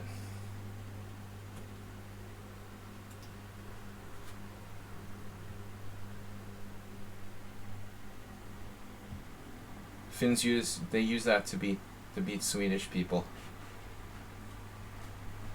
Alright, Sparkle Horse has 3, World Loser 2.5, Shaki with 2, El Shakmat with 2, Sumer with 1.5. We've got a game still ongoing. Bisonov. Languid.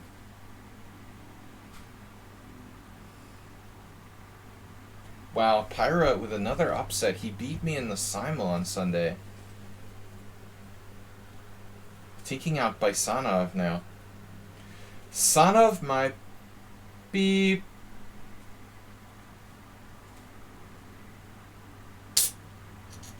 Alright, round 4. Getting desperate, drinking Hungarian beer now. Okay, we finished our Czech beer. Facetiously, I never knew how to spell that. I would have been afraid how to spell that if I hadn't seen it written. Never would have gotten that right in a spelling bee. Alright, back to the tournament. My father used to say facetious all the time. I think it was really weird. Funny thing about that word was I don't think I ever saw it like written anywhere. Never had it show up in high school. I just knew it by speech. I wouldn't have known how to write it. Could easily start with a P.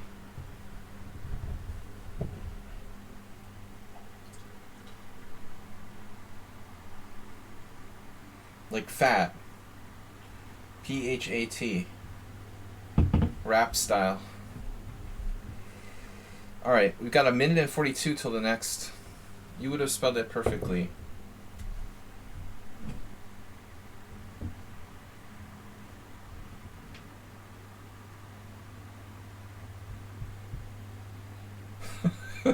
Facetious. Facetious.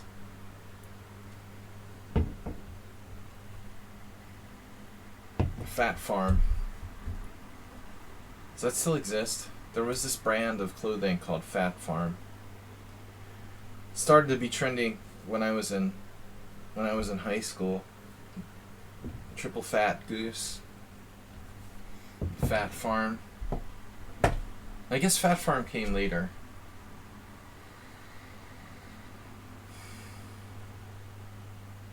We've got 3 points somehow. Please don't make me play World Loser. He's in good form, it looks like. Good thing it's a long time control. He beat Dinekis. He beat Chakmat with black. And he had a half-point bye.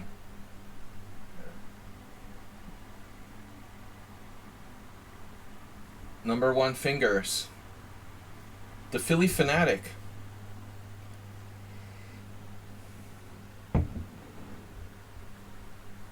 Every time, we talk about Philly Fanatic, it makes me think of soft pretzels. Alright. World Loser is in the house.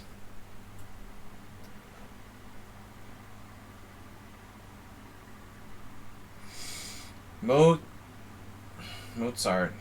Play on words.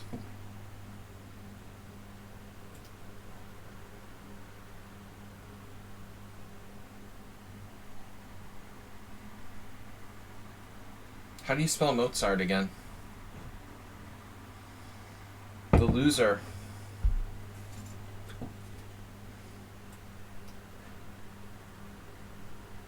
We'll try to keep it. You try to keep it boring against World Loser. A little bit, anyway. He's always trying to push me on time, so I don't necessarily want to get an uber sharp position where I have less time. If I'm gonna have less time, then I'd rather the position be less complicated rather than more.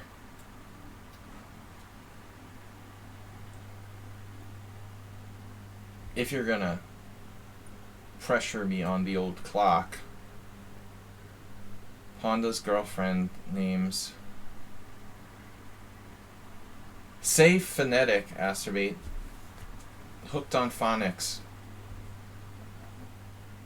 Asterbate, were you the first child trained with phonics or something? He went to the first experimental phonics kindergarten in the 60s or something.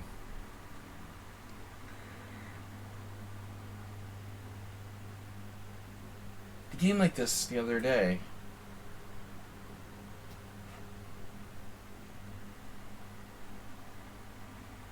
Rhonda McDaniel. No, wait. What's the name of the woman who's the president of the Republican National Congress? Republican Chess Congress. Rona McDaniel. Rona? Wait. Rona? That's a name? Wow, this is getting sharp now.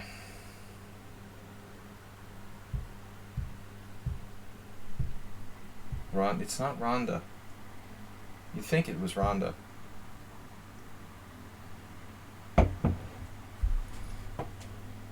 The Republican Chess Congress. When there's a civil war, we'll have to have like Republican and Democrat chess congress. Knight takes d4, queen takes d4, bishop takes c6 check. That appears to be a thing. Or I can double down and play a different move. Double down. Is it good to double down in blackjack? If I play like queen takes c4, he has e5. Speaking of the Hans versus Magnus game, do you think that Magnus like missed bishop e6? Or something? I mean, is that possible?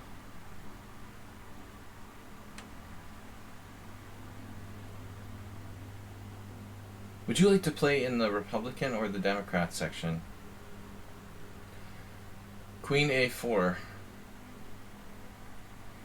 I don't know what to do. I think development is key. We could play like rook d1, but that weakens f2 a bit. I don't like rook d1, bishop c5, queen c4, bishop e6. He'll have future threats against future threats. What's up with knight d4 again? Knight d4, most forcing move. Queen d4, bishop c6 check, b takes c, queen takes c6 check, bishop d7, queen a8.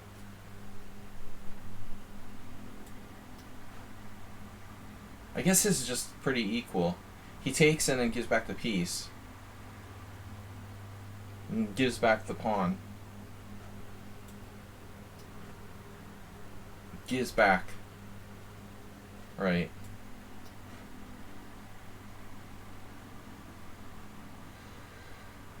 And now knight d7.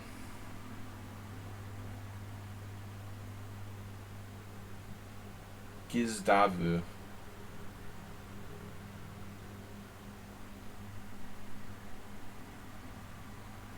Yeah, I feel like I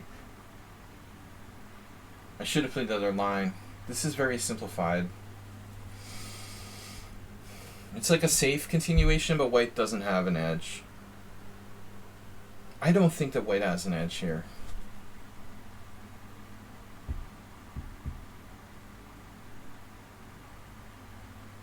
Pretty much equal.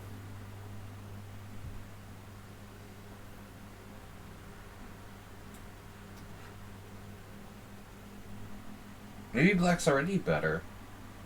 Possible he's better? Wow, bishop c5. How did you find that?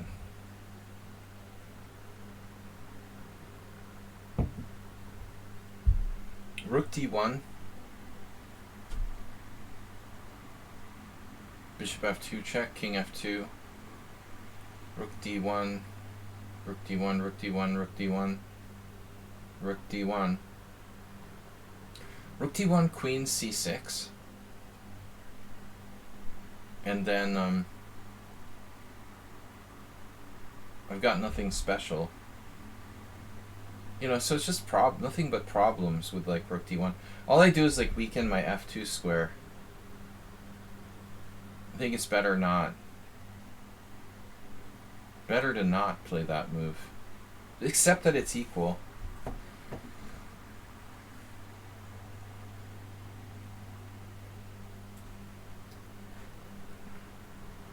You liked rook d1. When? Immediately? Rook d1? What? 10 rook d1. He has bishop takes c6.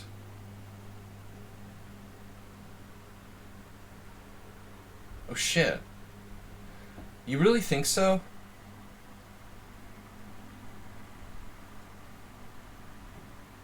Maybe I have a slightly better ending. It never even occurred to me that that was possible.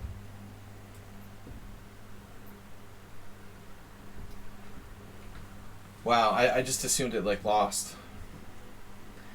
So Mozart suggested an in-between move that probably forces like an ending.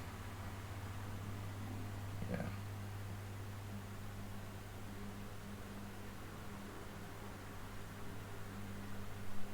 Position is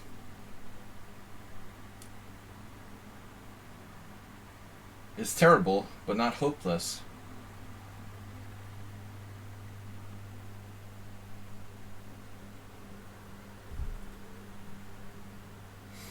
This is where you want to use your time, you know. I mean, against a player who plays too fast, especially. I can force a trade of queens with queen b5.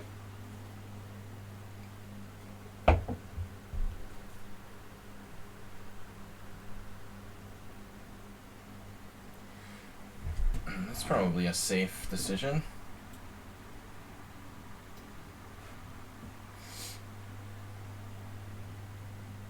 Now, Magnus could easily lose this position against Hans Niemann. That was the thing about the game, okay? Honestly, it was like I lost 2 endgames last week or 2 weeks ago that I never would normally lose. Magnus shouldn't have lost. And the thing is, like, he played like a horrible game. He got nothing out of the opening, then it was like equal. Then he managed to miss some moves, be slightly worse, and then he lost an ending he should have drawn anyway. So it was like all around nightmare for Magnus. You know, it wasn't like he got blown away, man. I mean, he lost like an endgame he would normally have drawn because he just wasn't playing well.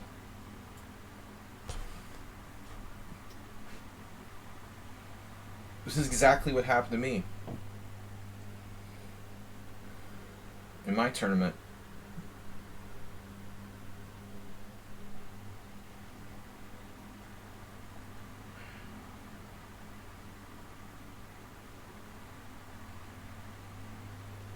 The Fajarowicz is unbeatable. That's what they say. Just kidding. Dude, it's like I'm playing Hans Niemann or something.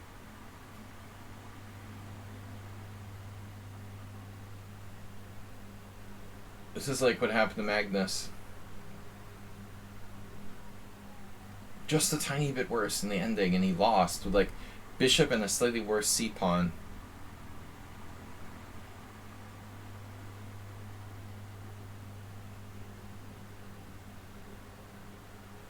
Under any normal circumstances, he never would lose that game. I mean, he just must like detest that guy.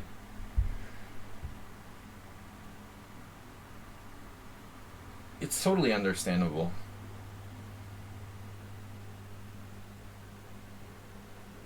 But he didn't like come out and accuse him of cheating, right? That's just speculation.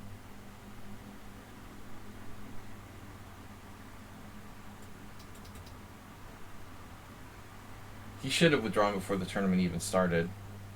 Magnus is not perfect. Oh man, what a game by World Loser. Speaking of perfect.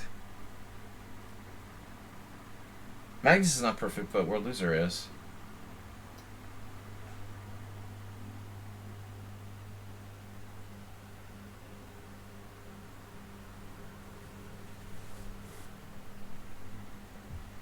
I just have to like accept that I'm not better and try to play for a draw here. And hope my opponent's not a grandmaster or a very strong endgame specialist.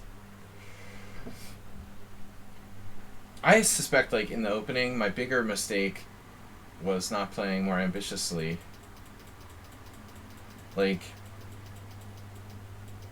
instead of playing knight takes d4, probably queen c4 is like a main line. I'm thinking. I just wasn't sure what happens on queen c4 e5. Queen c4 e5 knight g5. I don't know. I just don't know the theory of the Catalan well enough.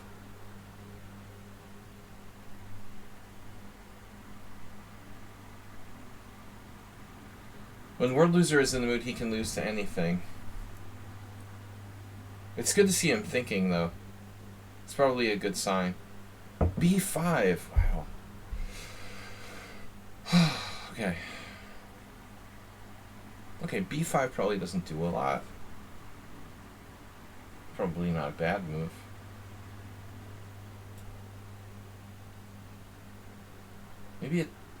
Maybe it does something?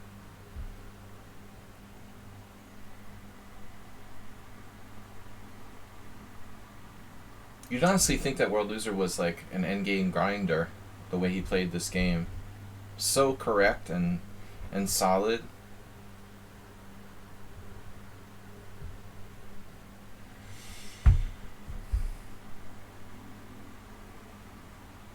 Now h6. That looks kind of passive. I mean, there's no way that white is better. Of course, I'm like lucky if I'm holding and not worse here.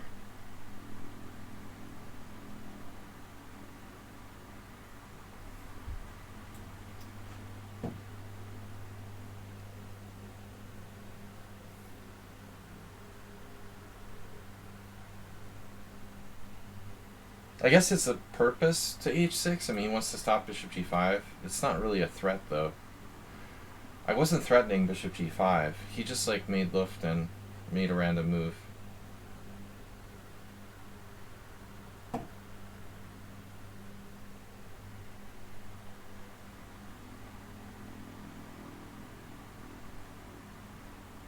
World Loser has very consistent ratings. Although I think he should probably be higher in Bullet.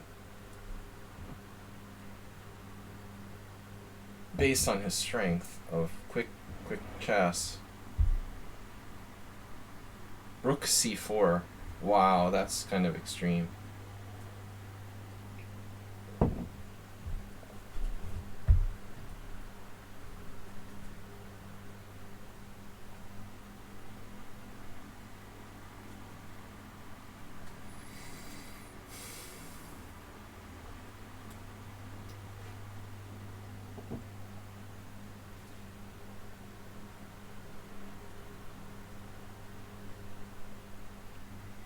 Now what do I do? f4? All in favor of f4, raise your hands.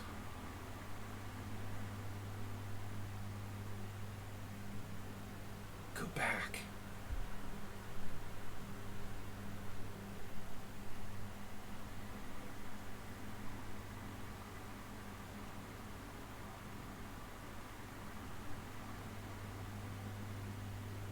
I don't really think f4 is a good move.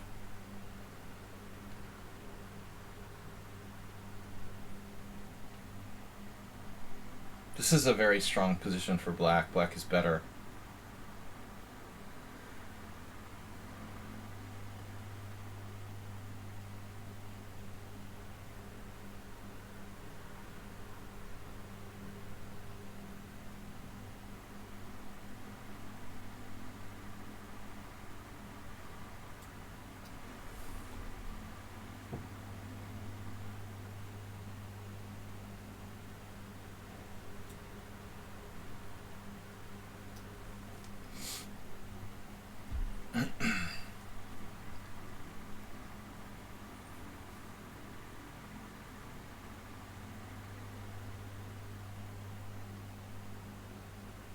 Pin it and win it, right?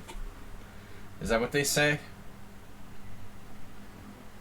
A3, D2, King F3, take. I should blockade first. Wow.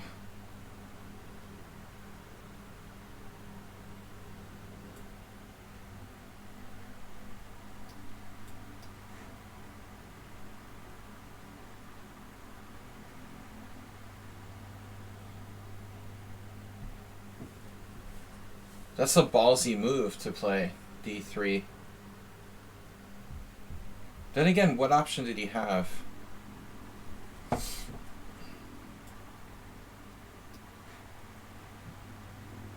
Maybe he didn't really have a choice.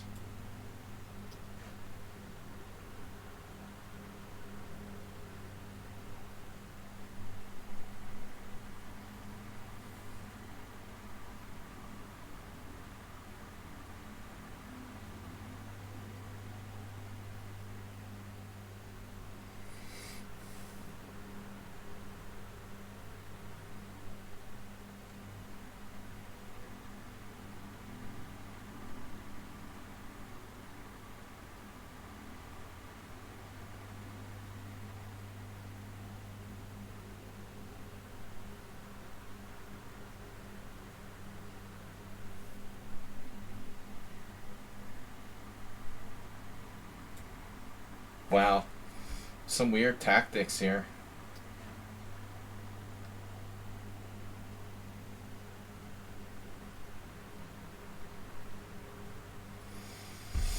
Five minutes. Astrobate triple zeros. Black had another move there I didn't like. Doubling on the B file, giving me D3 for B2. I thought black's a little better. Now he has rook takes B2, rook takes D3.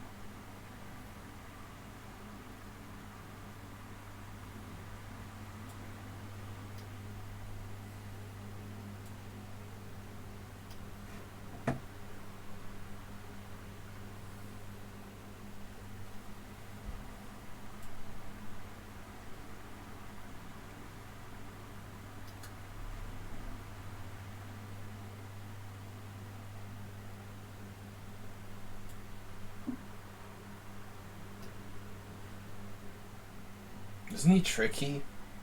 Look at all the tricky moves he's playing, like trying to find a way to play for a win.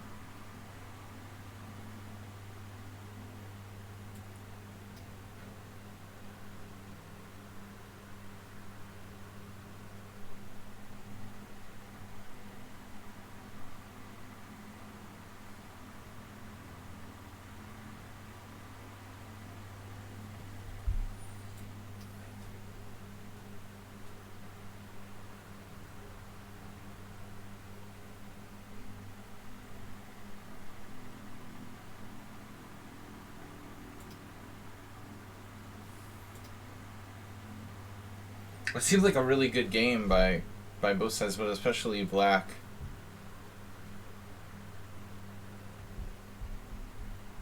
He was better the whole game.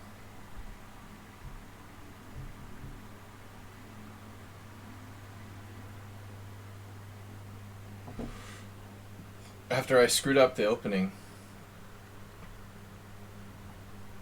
That's the advantage of, you know, in modern time controls, playing fast.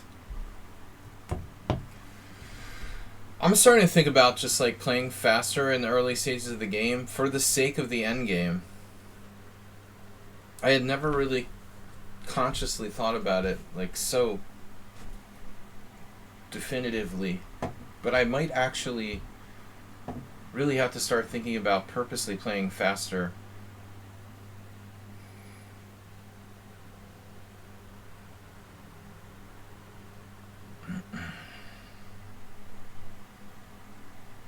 Deanja thought I was a tiny bit better in the endgame for some reason, but, you know, realistically...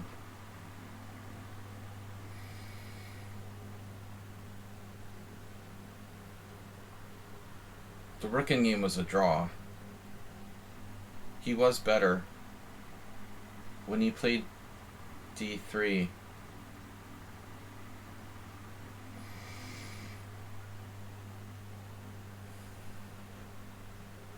No, I think it's going to come out the very low cent upon loss for both sides. Good game. 2 games ongoing. Wow. Stafford again.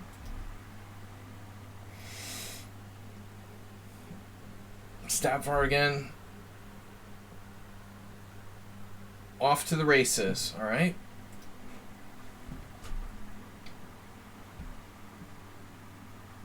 Dinekis versus Jeroen. Jeroen takes his time, and Dinekis plays too quickly. So that makes it interesting. Opposite color bishops and rooks endgame. That's pretty complicated. With competing like pawn majorities.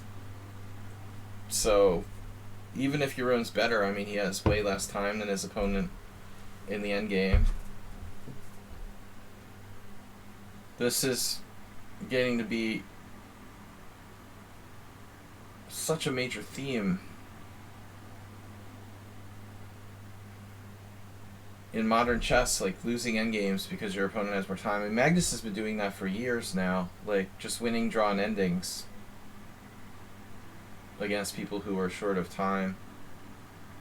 I mean, he literally is 28-50 because of that or whatever. I mean,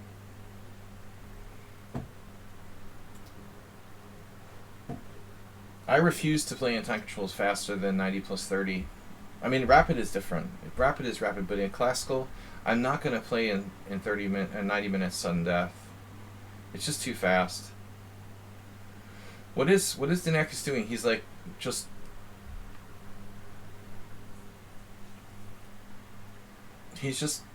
screwing up. Is what he's doing. Maybe not. He had a move. Whoa.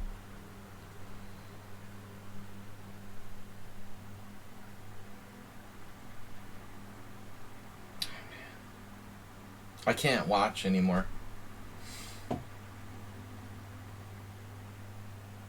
Compulsion to try to win on time. You like the old school? Yeah. Oh, plus 1 hour, plus 30 minutes. Yeah, that's really old school.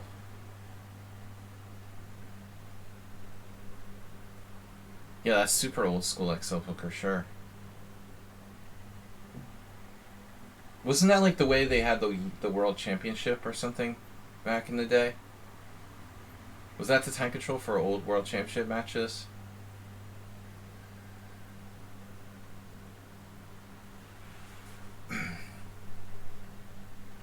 I'm just tired of like not having enough time to play endgames properly. Even if you have technique, you still need time to calculate in endgames. It's not only about like memorizing technique.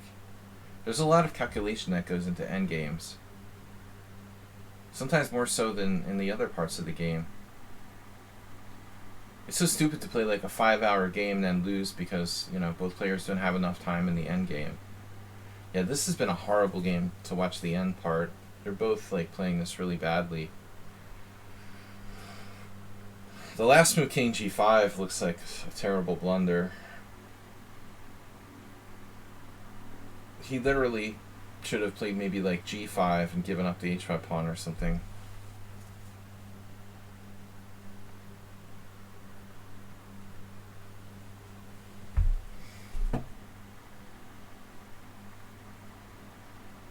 Who's better? Black has 3 connected past pawns. He is having trouble getting them moving. That opening you played is old. Wow, Kasparov, Ulf.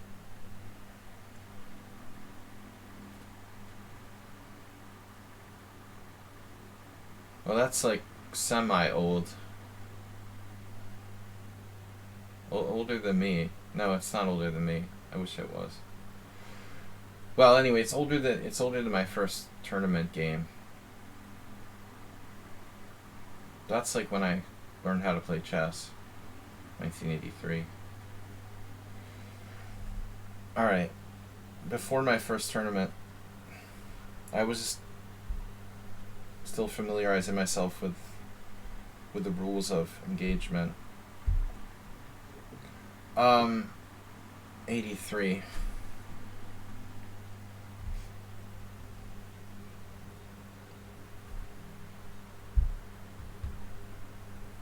Dinakis is a shameless time player. He's playing for a win, like, from worst position.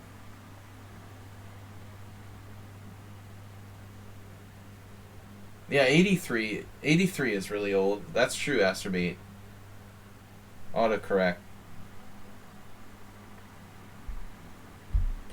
I wonder if Black can find a way to, like, mate himself in one move here.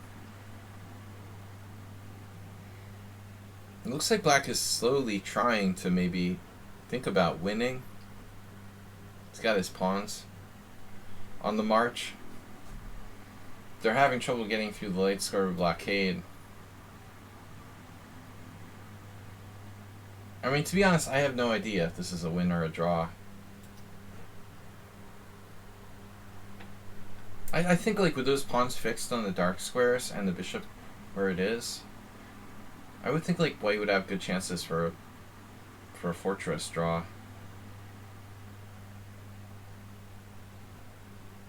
Though, you know, maybe it's technically winning for Black with perfect play. Black does not have time to play perfectly here.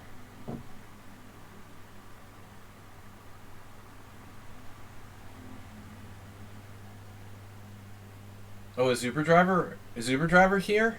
Guys, 100 bits were donated today by Bill2WK. Played poker badly with the gift sub.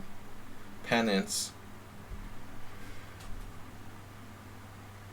Let's see if we get a hype train started.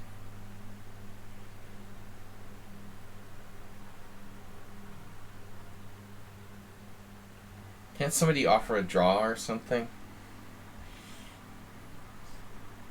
Make the pain stop.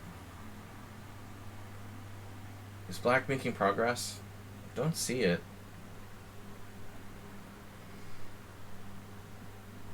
The Uber driver usually, like, chats, so I assumed he would have been, like, talking. Maybe he's driving. Or driving and playing.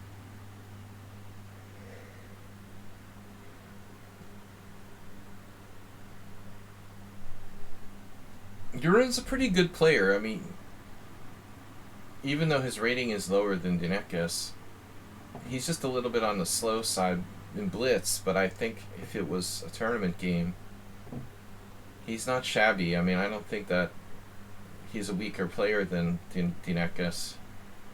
Just not as quick. He's a kind of experienced player. He was our first moderator. So it's cool that he's still hanging out. He's still hanging out playing here. For all the years that I've been streaming. But he's a quality player. Okay. Still capable of quite a good game.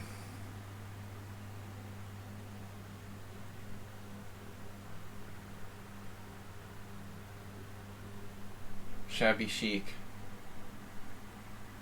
Dinakis has a really high score because of the time. He specializes in moving fast.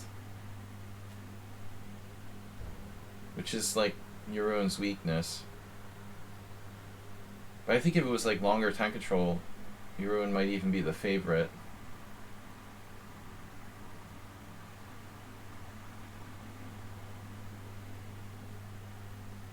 Rook d4.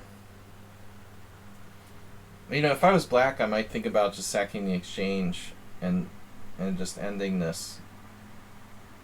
Especially if you have no time. I mean, I would just, like, move my king back and, like, sack for the bishop on d7 and just force a draw. If I have 17 seconds left, I mean, I don't think we can win this.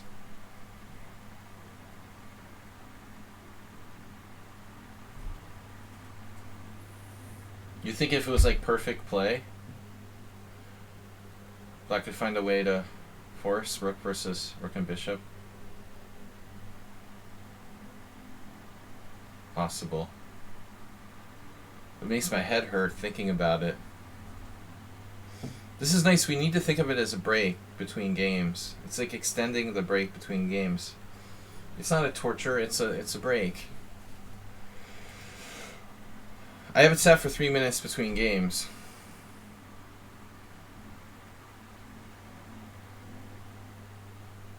Though objectively, you know, maybe we don't need that much, because oftentimes it's like just one game.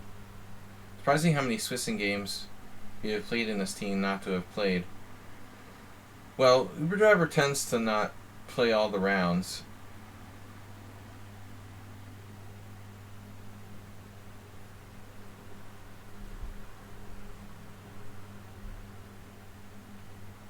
We have 2.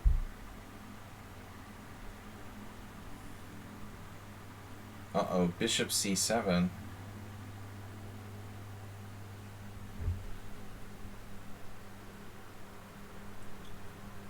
I don't know why I said uh-oh.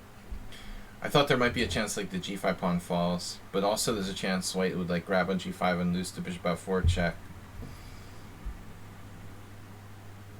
Multiple uh-ohs. But it looks like black's making progress. Feels like he's made progress. The question is, can he make further progress? Does that work? Oh my god. Mozart. That works. He has rook f4. Nasty. Now black's winning. Is he winning? Oh no. He wasn't winning. He blundered. King g2. Rook takes g4, king h3, draw. And Mozart is right. It'll be rook and bishop versus rook. Now black's winning. That would be kind of justice if black wins. Oh no. What? He had enough and blundered. Just when he was winning. What? Is he joking around? Dude, take the rook. What are they doing? Is your own just joking around? Are you serious? White played rook h7.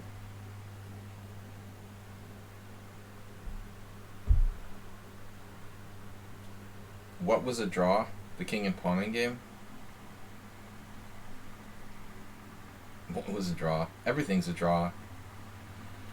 Chess is a draw. Dude, are you serious? Thank you. Thank you for not, like, playing for a win, like, with -1 pawns. Like Oleg Krivonosov.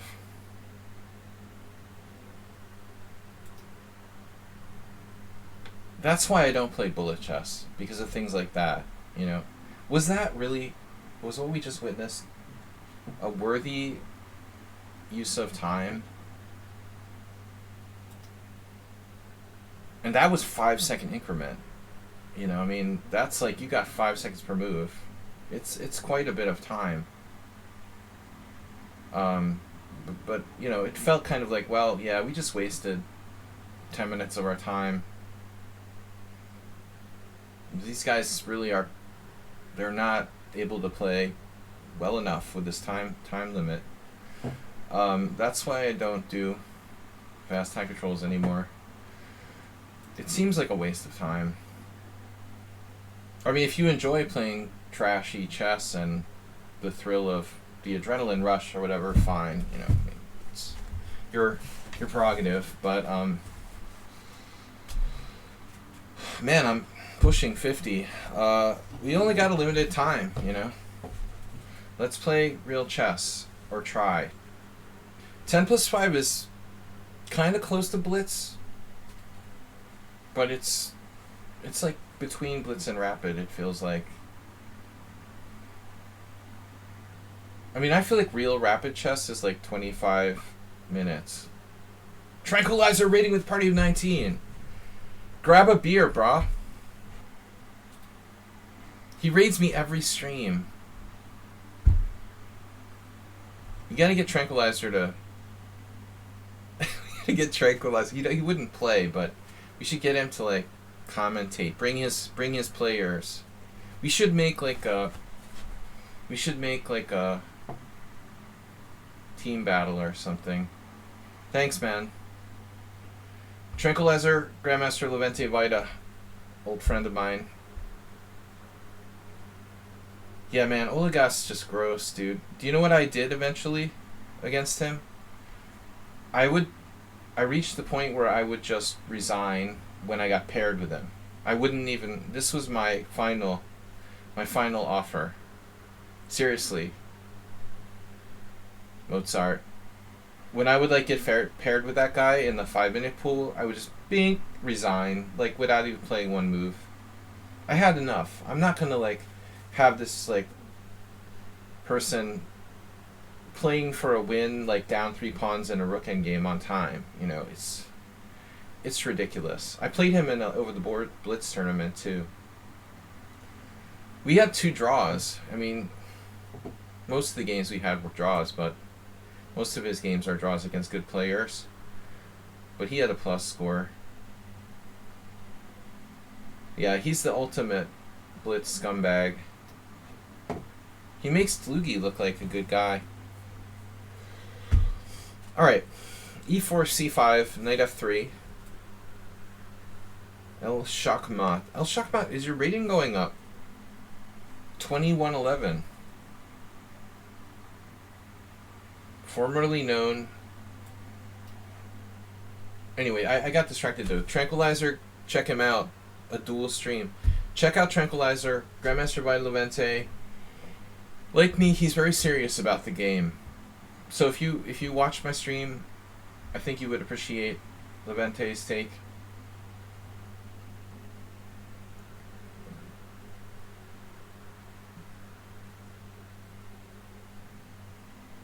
We've known each other for a long time. I think the first time we played was in like 2004, probably. So that's 18 years. Wow. I have to say, I've played this opening quite a bit, and I don't think anyone has ever played B3. But why not? Queen C7 is a pretty neutral move, so I think B3 is reasonable. Why not? Why not? Didn't Quinteros used to play on ICC? Mozart? I guess he did, right? I don't know. He's probably still alive. I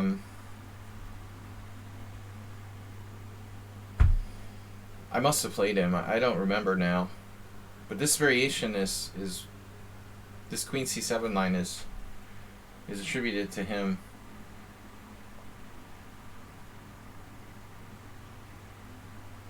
Speaking of blitz games on the Internet Chess Club, the now defunct Internet... No. Unfortunately, it's not defunct, but it might as well be. Alright, knight C3. What do I do?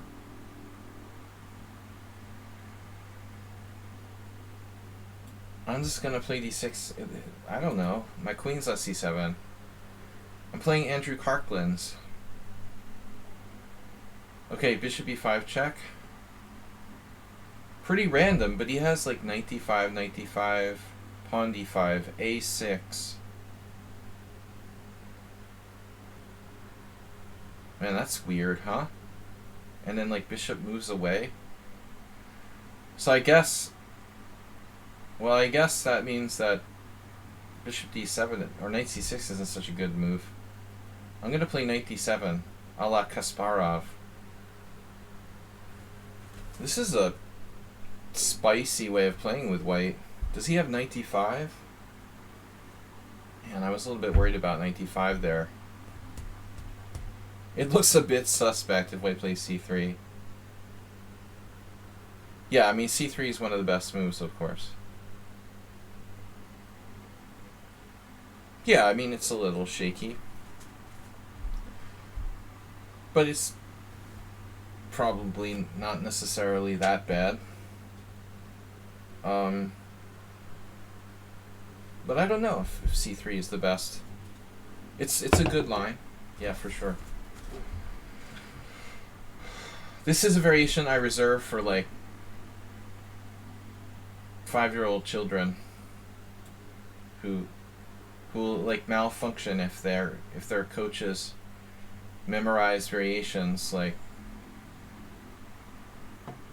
don't get played. I had this funny game like 4 years ago against a little kid. It went perfectly according to plan until I transposed to, like, Scheveningen theory, like move 18, and suddenly I was in the little kid's book.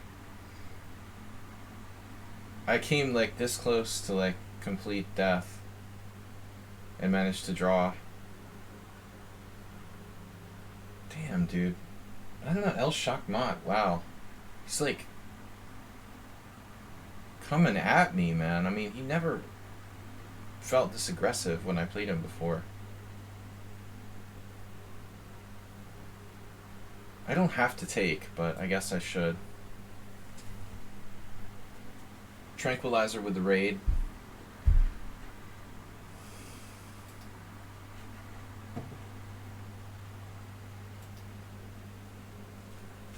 Started streaming like so many others due to the COVID pandemic.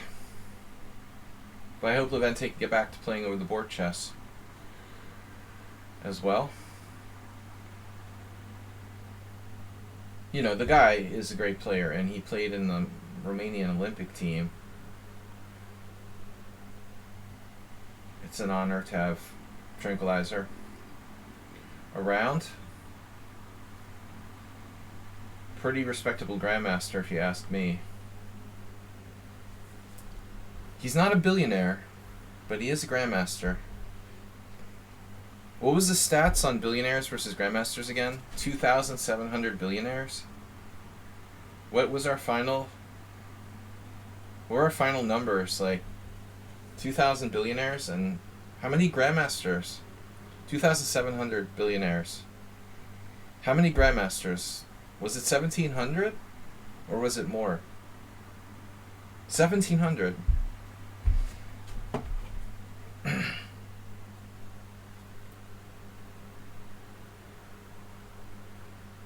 They're almost like ratings. 2,600 and 1,700.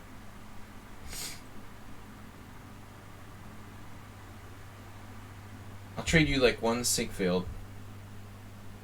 I'll trade 2 Sinkfields for 1 Vita Levente. Any day of the week. Yeah, that does feel a little low. I agree with Mozart. I was kind of thinking that, but I don't know. I think I'm ranked like 3,000 in the world active players. But if it was like inactive players, I have no idea. Might be low. Well, I mean, I guess it doesn't count dead players.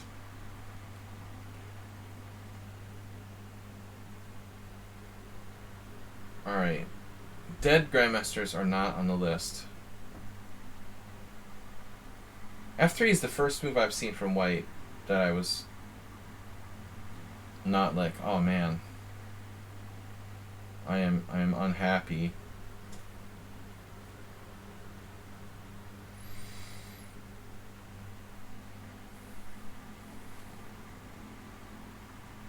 Should I just castle?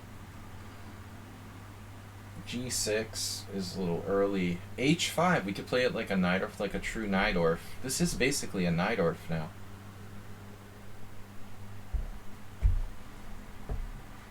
Take some liberties. Get your Veslin to Apollo t-shirts out.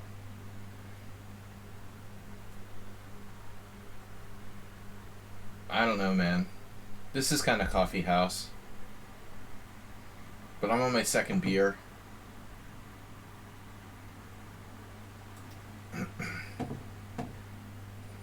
Wow, we're up to 36 viewers thanks to Tranquilizer's raid. Guys, join the conversation if you're out there from Tranquilizer's stream. I host a tournament every Tuesday. All of you are welcome always to join us. Romania. I was in Romania in August, but you know, sadly, I really would like to play in Terga Mureș. There was a good tournament, part of the Romanian Grand Prix, but I just missed it by like 2 weeks. I should go and play over there someday. I know a lot of the viewers from Levente's channel are friends from Romania. B5.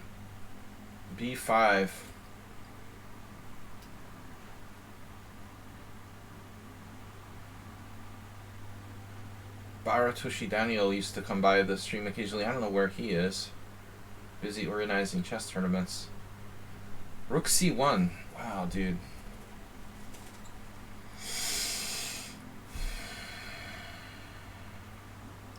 Again, I feel like I'm playing against Andrew Karklands. USCF veteran player.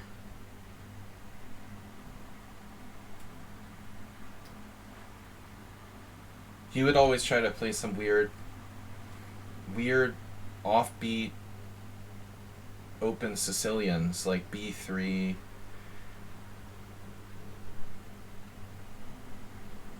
There are currently 50 GMs holding USCF rating. Asterbate.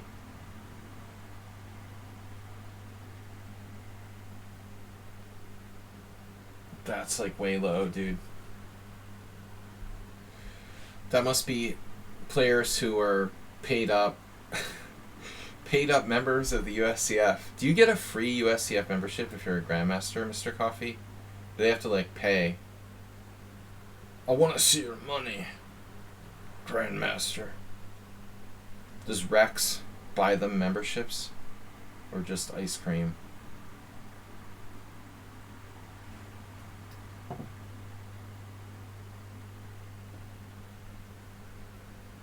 Shall I take on C4 at some point?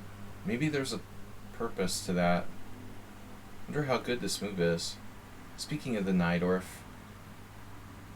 it's a close call.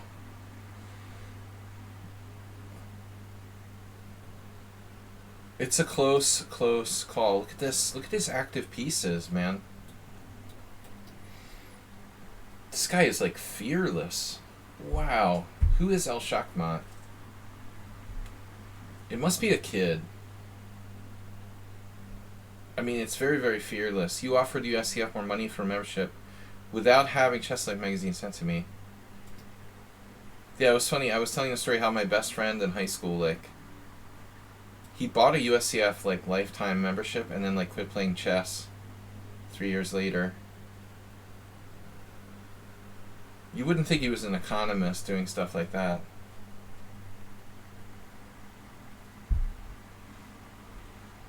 That seems like a bad value for the money to me. If you're gonna quit chess, don't bother buying like a USCF lifetime membership. I'm just like militantly, I hate the USCF. I hate Rex Sinkfield, but all for different reasons. Like I hate the USCF because they stole my rating points because of Caruana's dad, Lou Ferrigno. I was telling a story earlier. USCF, the United States Chess Federation, like they constructed a policy of, and I don't know if you ever experienced this, Mozart. This was after you were here, years ago. This was in like 2006, 2007. The U.S. Chess Federation instituted a policy of like rating foreign or players who have USCF memberships in like foreign tournaments where even if there are no other USCF members, they like rate the games and like change your USCF rating. And like even that wouldn't bother me, but the problem is they were like they do it like using the USCF rating as if it's equivalent to FIDE. You can't do that. Like the USCF ratings are not equivalent to FIDE. They stole like I don't know, like at least like 30, 40 USCF ratings from me. Every time they would like rate a tournament using my FIDE rating as equivalent to the USCF, they were just stealing my rating points. It's just gross. It's unbelievable. I want a lawyer. But it was all because of Caruana's dad. He like nagged them to like institute this policy back in like 2007 or 2000 whatever when Caruana was trying to like raise his rating to like qualify for the US championship or something, or to get more sponsorship. It's so bogus.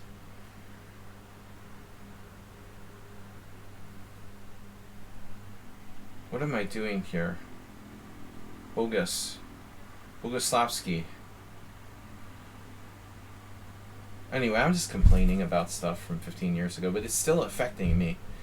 Like, last year I lost USCF rating points. But now that my membership has lapsed, I haven't gotten any points for the last, like, 20 FIDE rating points I gained. I should have gotten back USCF points.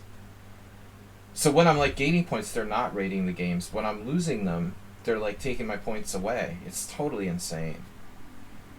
If only I had, like, a lawyer willing to sue the U.S. Chess Federation for my rating points.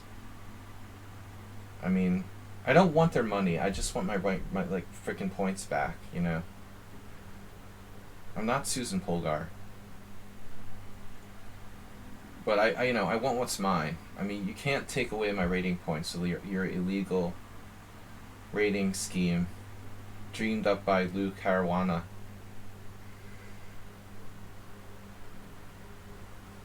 Boom. Bishop e5.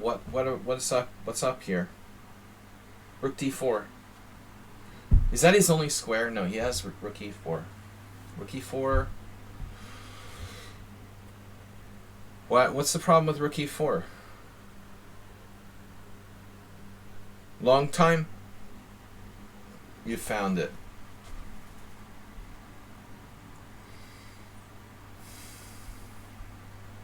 Facebook has the audacity of suggesting Lou Caruana as a Facebook friend. Yeah, Lou, I'll be your Facebook friend if you give me my rating points back.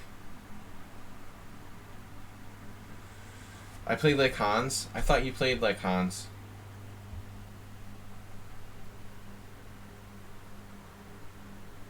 You play like Hans.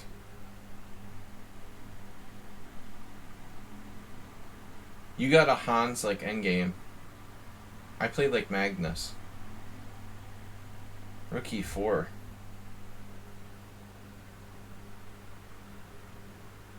d4 is scary.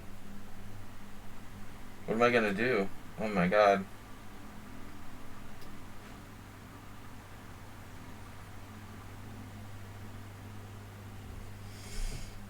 Don't say that. You smell like Hans. Alright, king f8.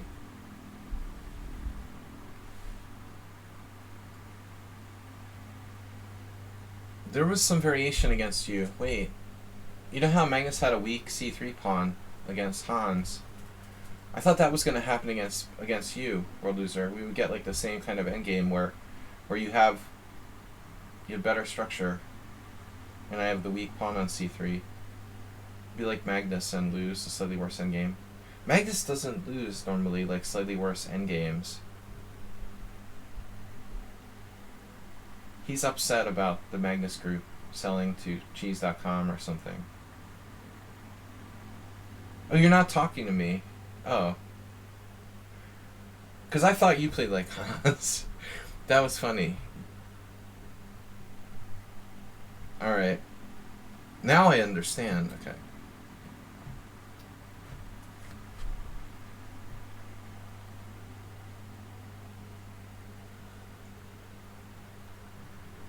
No, I'm not talking to you, punk.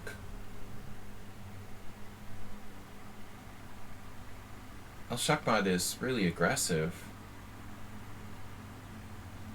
I haven't played them that much, but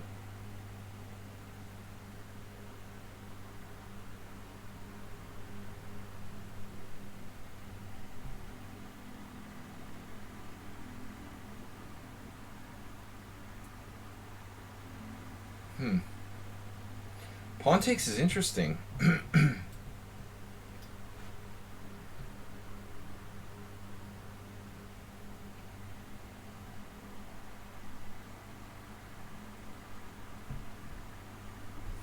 Shaki.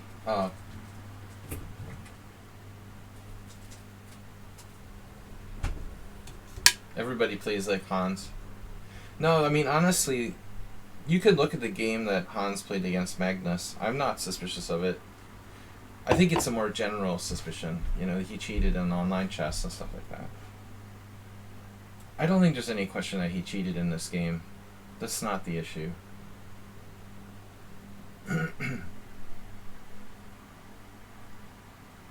Queen to d4.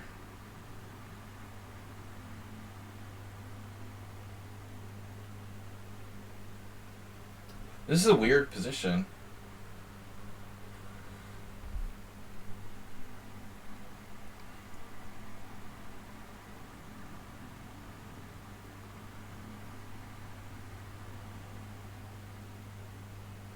Damn, dude, Mr. Tactics. El Shakma plays like Hans. Everybody plays like Hans. No, I was expecting Queen d4.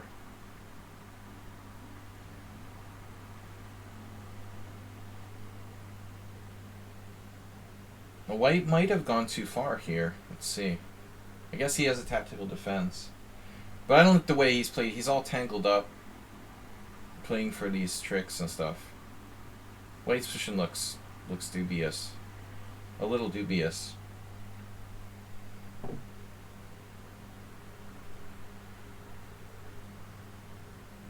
Like, World Loser, you against me, you know, you respected me. You played very solid and safe. Most people go crazy. You don't always play solid though. It seems like you got different styles on a different day.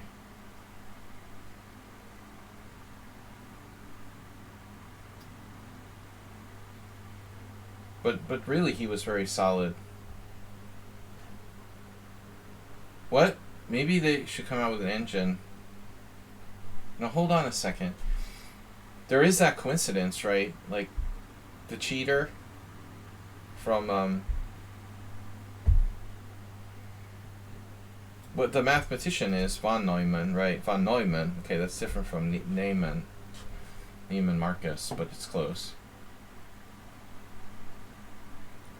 El Shakmat just went acerbate, fully acerbate.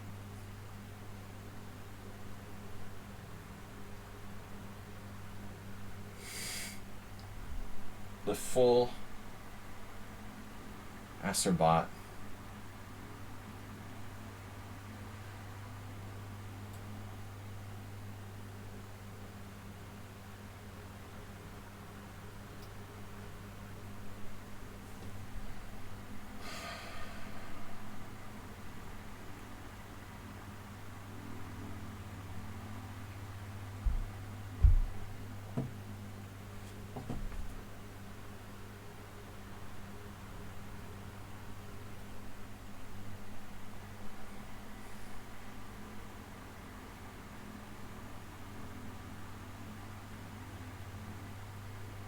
Too loose.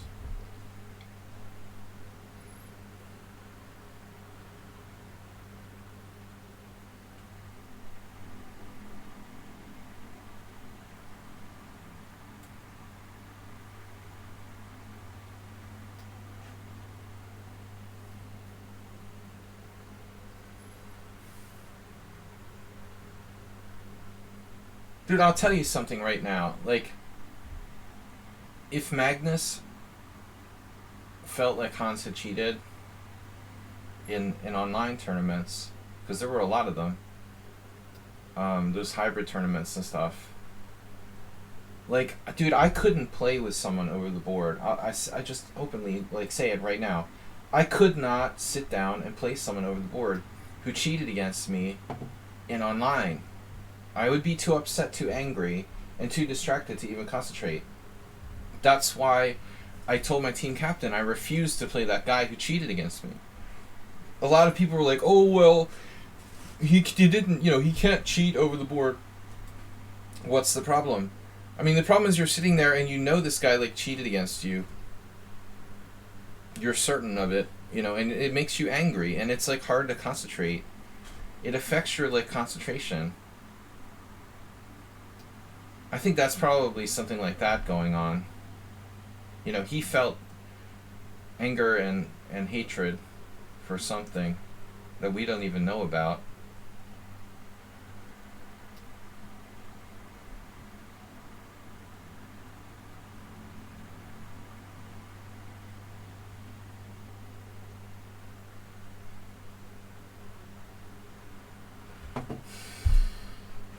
I guess everybody should just like chill and wait for all the information to come out, before they rush to judgment.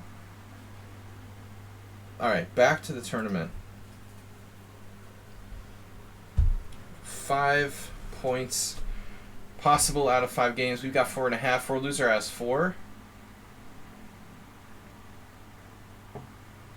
Stapbergen with 3.5. Shockey with 3. El Shakmat with 3. Pyrat, impressive, 3. Oh, Bisonov still playing. Wow, Bisonov always has a long game. Don't rush to judgment. Black's very compact here. Ruslan is lost. This is like one of Ruslan's E5, F4, E5 Karo Khans. Ruslan needs an opening upgrade.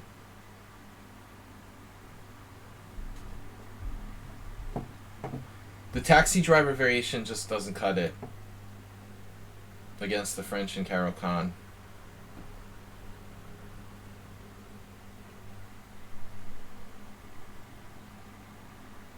Now, at least Black has to worry about something. That is a serious issue. So what he needs to do is like get the E5 pawn, but he can't. So now basically all hell is breaking loose. White has a powerful passer. He grabs the E6 pawn. Oh my god. It was like the worst move of all time by Ruslan.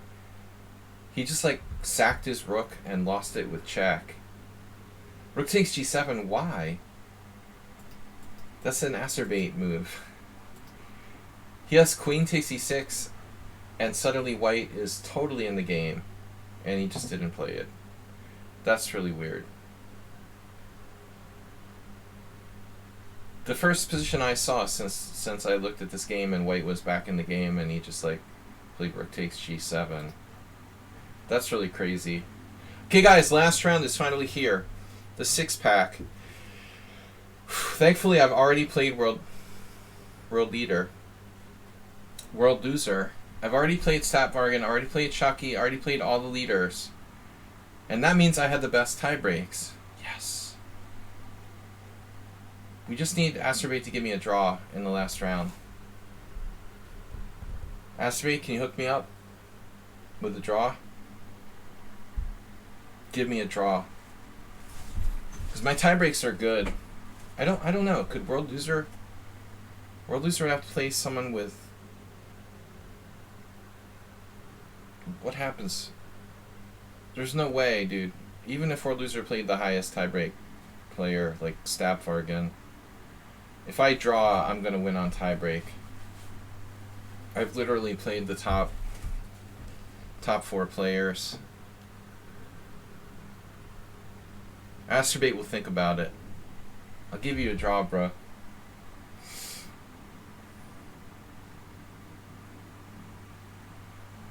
Chess wouldn't be fun if we didn't occasionally think about quitting.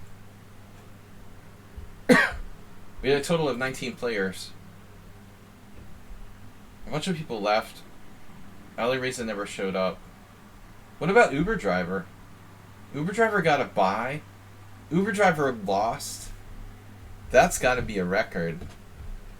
Has Uber Driver ever like came late and lost his first game? Wow, Uber Driver gets the bye in the last round. No, round 5. Uber Driver's angry. Dude, FedEx sucks. I hope they don't want to like sponsor my stream or something. They were crazy, man. They kept trying to like tell me that I owed them money when I paid the driver.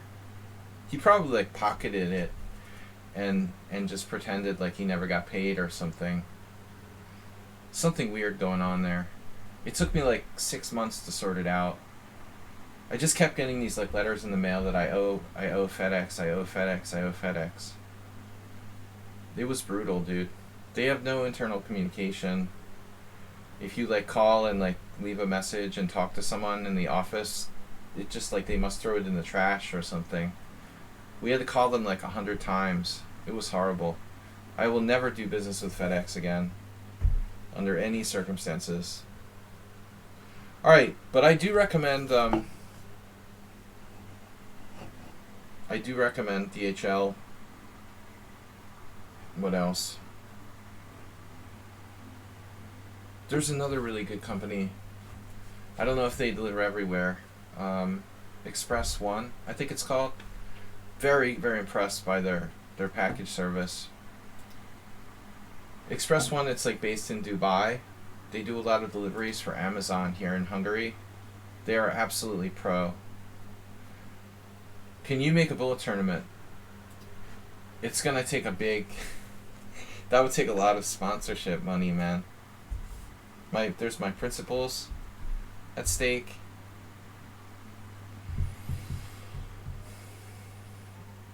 I'd have to sacrifice all my principles. How much money to make me sacrifice my principles? Hey, we've got last round, Acerbate. I played Bisonov. I could play Pyrat, Bonatrophy, Dinekis, or Acerbate.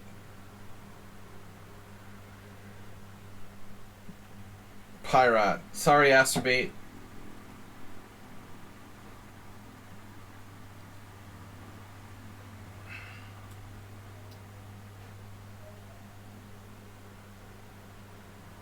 Yeah, I lost against him in a French in my simul. I hung a piece.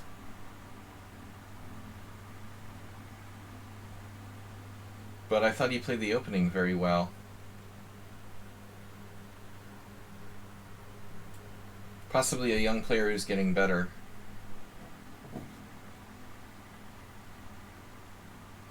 It was a sharp position, very complex, and then suddenly I like dropped the bishop. Totally hallucinated.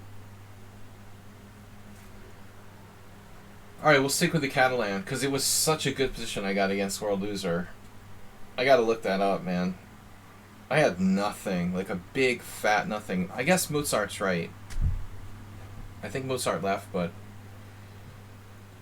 Mozart's great, a great analyst. He's almost always right when he makes a comment in the stream. He doesn't, you know, and I like when people are like that. Like, a lot of people just spew everything. You know, I hate that. I'm very, very, like, quiet when I analyze, especially over the board, other people's games. I don't, like, just blurt out ideas. This is a famous line, actually. But I like how Mozart is thoughtful and he never suggests stuff unless he's sure. Which is the way you should analyze. You just like not just like throwing out every idea that pops in your head, you know.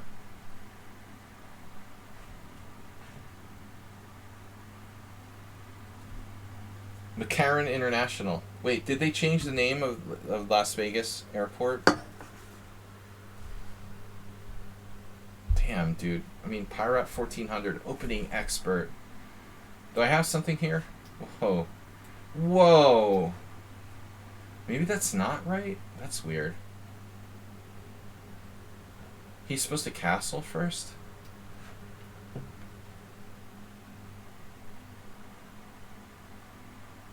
Here we go again.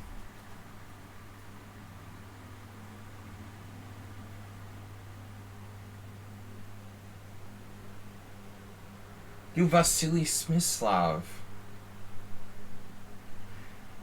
95, Queen D4.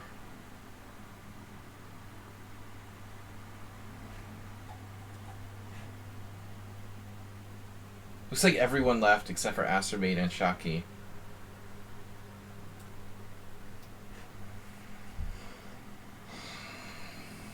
Danny Kopech. I had a game with him like this. And you know Queen D5?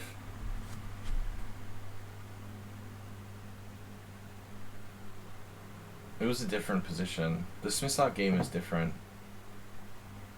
White's still a little better here.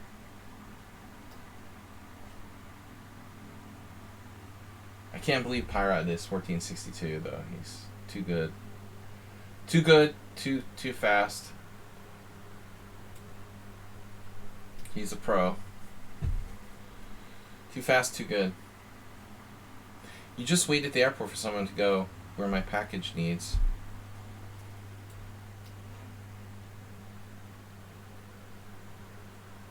You mean you send packages by commercial airplane? Is that what you're saying?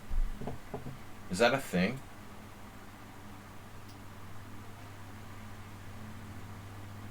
You mail package by commercial flight, or how does that work? Maybe Rook D1 is a better move than E3. Why would I play E3? Alright, now Black's starting to creak. In the words of the infamous Mark Hebden.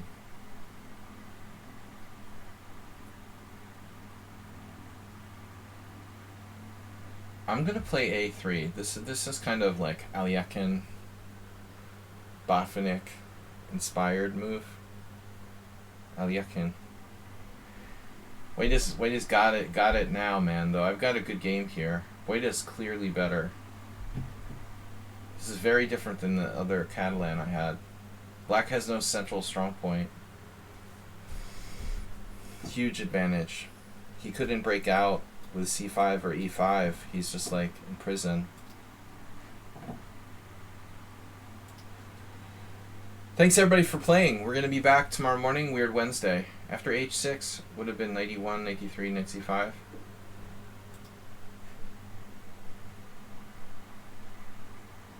I like the idea of maneuvering the knight like that, but I don't know if I want to do it. Maybe first connect the rooks before knight E1. You might want to throw in like here. Knight E1 definitely an idea. I mean, his knight is bad on C6, so this is a very likely move. And now I might consider knight E5 instead of knight E1. I mean, it's more active. No, I think it was better to wait, like I did. But knight E1 is definitely, yeah, Karpovian maneuver. Oops, I said it.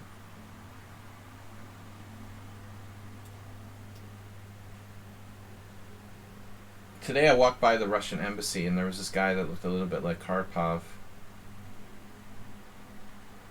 I was thinking, F you, Karpov. Go back to the Duma.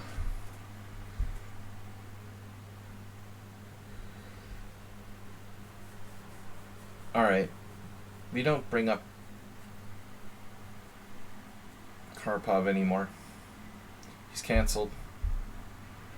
But this is the style of that type of player.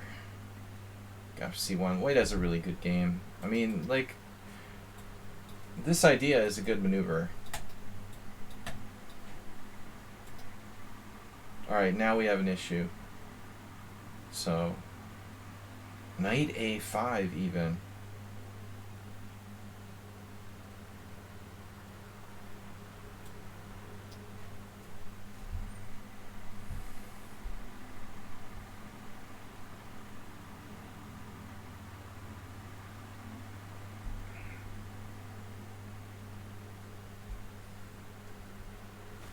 Bishop E5. Too late for that.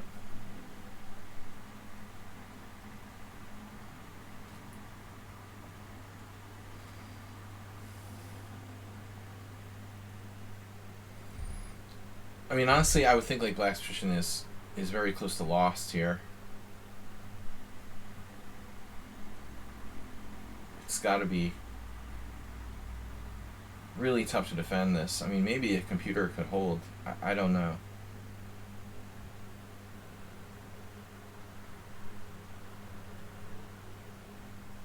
What did he really do wrong? I mean, all I know is, like, you're not supposed to see the dark square bishops exchange like that. What?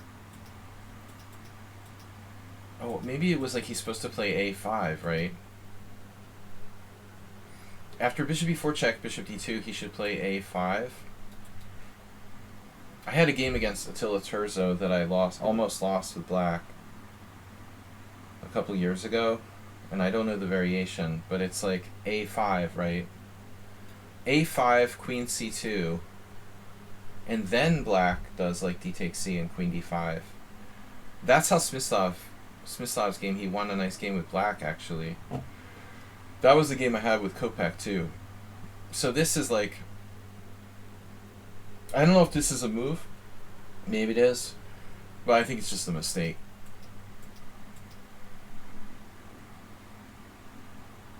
Alright. Black is still thinking. Sorry you couldn't play Excel Poker. We had a raid from Tranquilizer. Gift sub. 100 bits.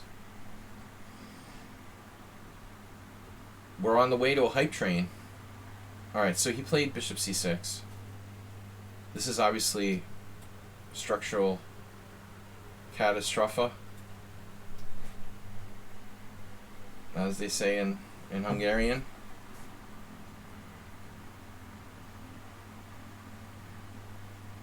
I like knight e5, but I think knight a5 is actually better. This will actually immobilize the a pawn from being able to move. Although, you know, maybe as an e pawn move, I have to keep an eye on it. Without breaks, right? He's going to lose one pawn, and then we'll just tie him down, and he'll have the other two weaknesses on.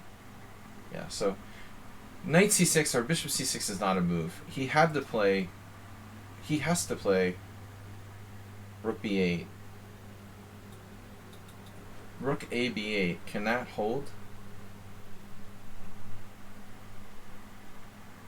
Or maybe c6?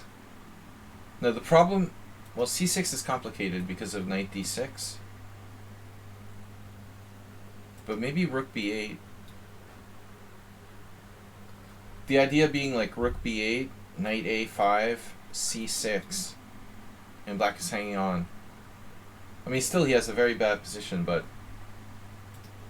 there's chances to survive. But this is just like statically lost.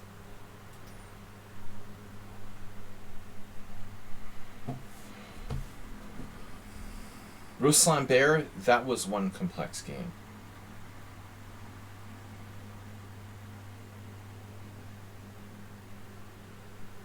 So I'm glad we got to... Wow. I'm glad we got to discuss the ongoing chess soap opera. Rook d5. A nifty idea, but ultimately probably doesn't change the course of events here.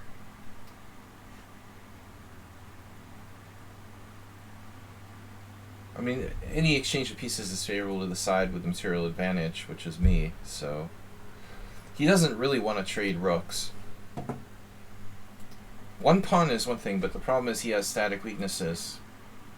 The truth is, like, black is likely to go 2 pawns down in the very, very near future. Oh,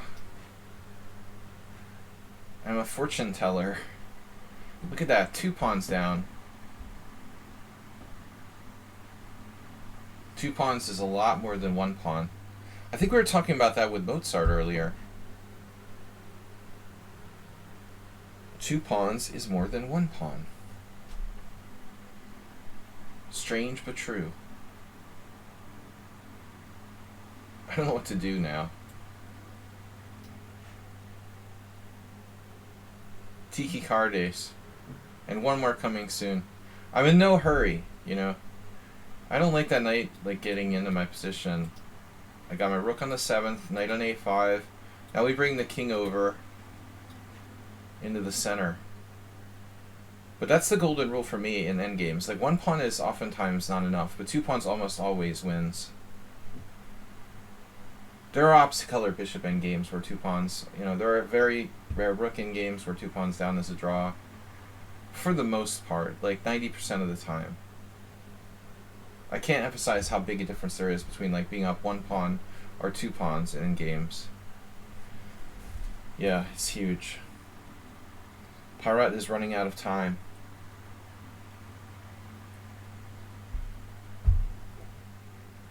The Catalan. I was held to a draw though. Pretty convincingly in an earlier round.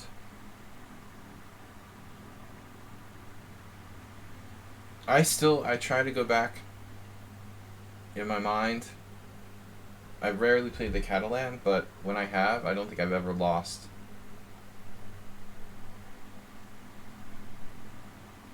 In tournament games. I mean, obviously in Blitz. But I really should spend some time and study it more deeply. But I feel like it's a very fundamental opening. The Catalan, the Grunfeld, the Tarrasch, they're all basically the same opening. In all seriousness. The Dutch, I've never played the Dutch in its proper form, but I have a good score against the Dutch. I remember like Chess Base was like, that was my best opening or something. I had a good score with white against the Dutch. Or have. Dutch is risky,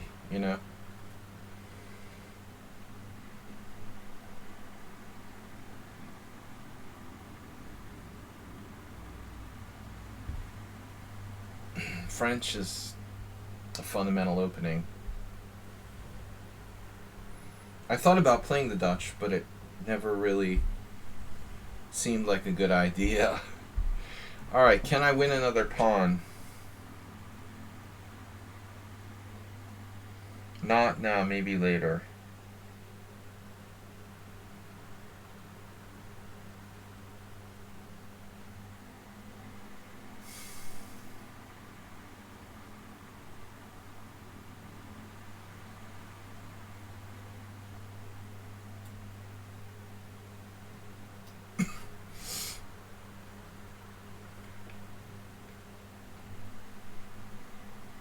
I wonder if this is giving him counterplay. If he plays like King D8, I'm overthinking this.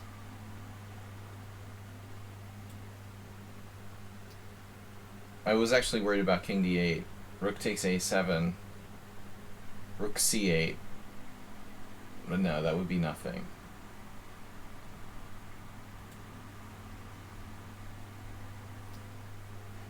For example here, King D8, Rook A7. Now, is my knight trap? Was the first thing I had to calculate. Rook A7, Knight C6 check. King C7, Knight A7, King B7. No, King B6, Knight C8 check. King B7, Knight B5.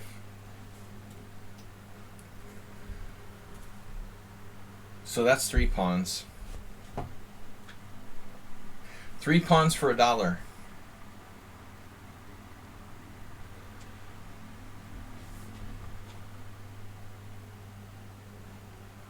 Make sure your knight has a way out.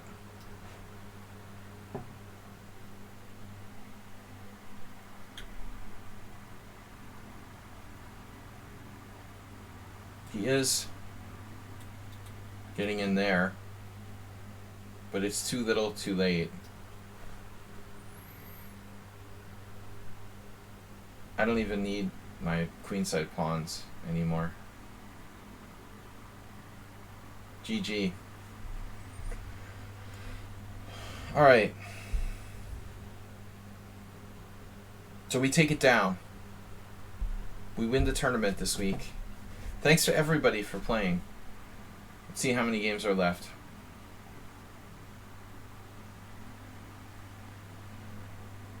You've beat me enough games this week, Pyrat. Or last week. I got another one. Yeah. Thanks for the game. So I win the tournament with 5.5. World Loser already got himself a win against Staffvargan. That was fast. So the tournament is not finished. There's this key game still ongoing, and they're basically playing for third place. Whoa. Bisonov with 2 connected passed pawns. That's devastating.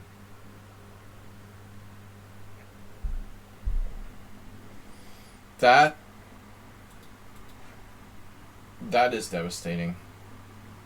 There is no way that under any circumstances White should not win this position 100% of the time. Magnus has no chance against me in this position with Black. 0.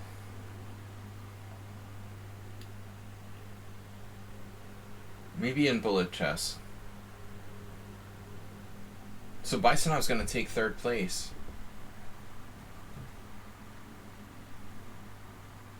If King F7, this is weak. I mean, he is only 1 pawn up.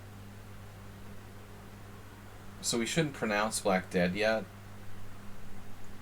But those are the strongest possible pawns in the history of man. I doubt King H7 is a good move. Probably should stay in the center. But I think King F7 allowed Rook G5.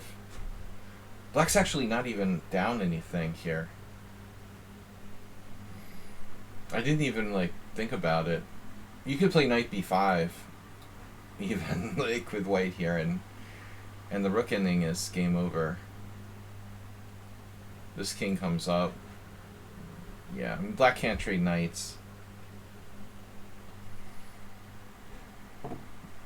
If he trades knights, it's over. I mean, there's no way you have a chance. Yeah, that's resigning. Yeah, they try to keep the knight on the board and sack the knight for the central pawns. Black should play knight a6, knight b4, and try to play knight d5 or something. Anything. Desperate. This is just too easy.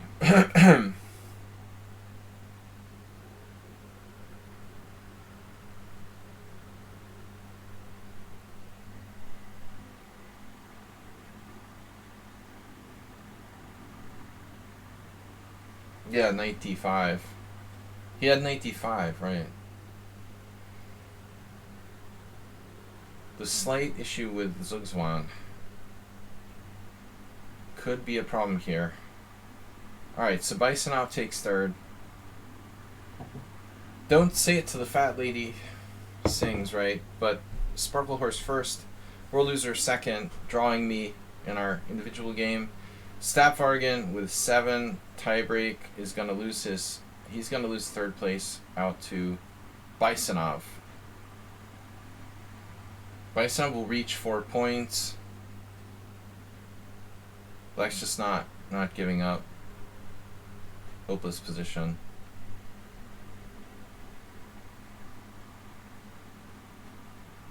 Clean win. Yeah, good game by World Loser though. Very solid. Solid and fast. Yeah, World Loser was on point today. Sometimes he's really unpredictable, but it looks like he was really serious. El Shachmat is not giving up.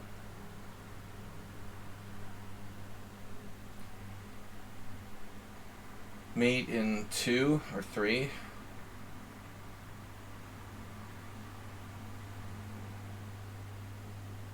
Probably King H5 was a slightly better try. Alright, it's over. Wow, we won it. World Loser had a higher performance rating. 2599. That's impressive. Sparklehurst first, World Loser, Bisonov, nice job. Taking down third place. Staffvargan, Bone Atrophy, Shocky, Pyrat, El Shakmat, Uber Driver. Uber Driver left us. No, Uber Driver won his last game against Ruin. Thanks for staying with us, Uber Driver. I guess you're driving. Dinekis, Asterbate finished. Asterbate got 2 wins against... I played poker badly. And ST33. Nice job. 2 wins for Asterbate. Yeah, look at the ratings.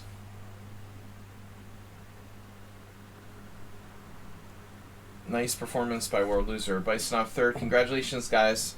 I'm out. Thanks to Tranquilizer for the raid. We'll see y'all tomorrow morning. Tomorrow morning we'll play some weird openings and such in rapid challenges.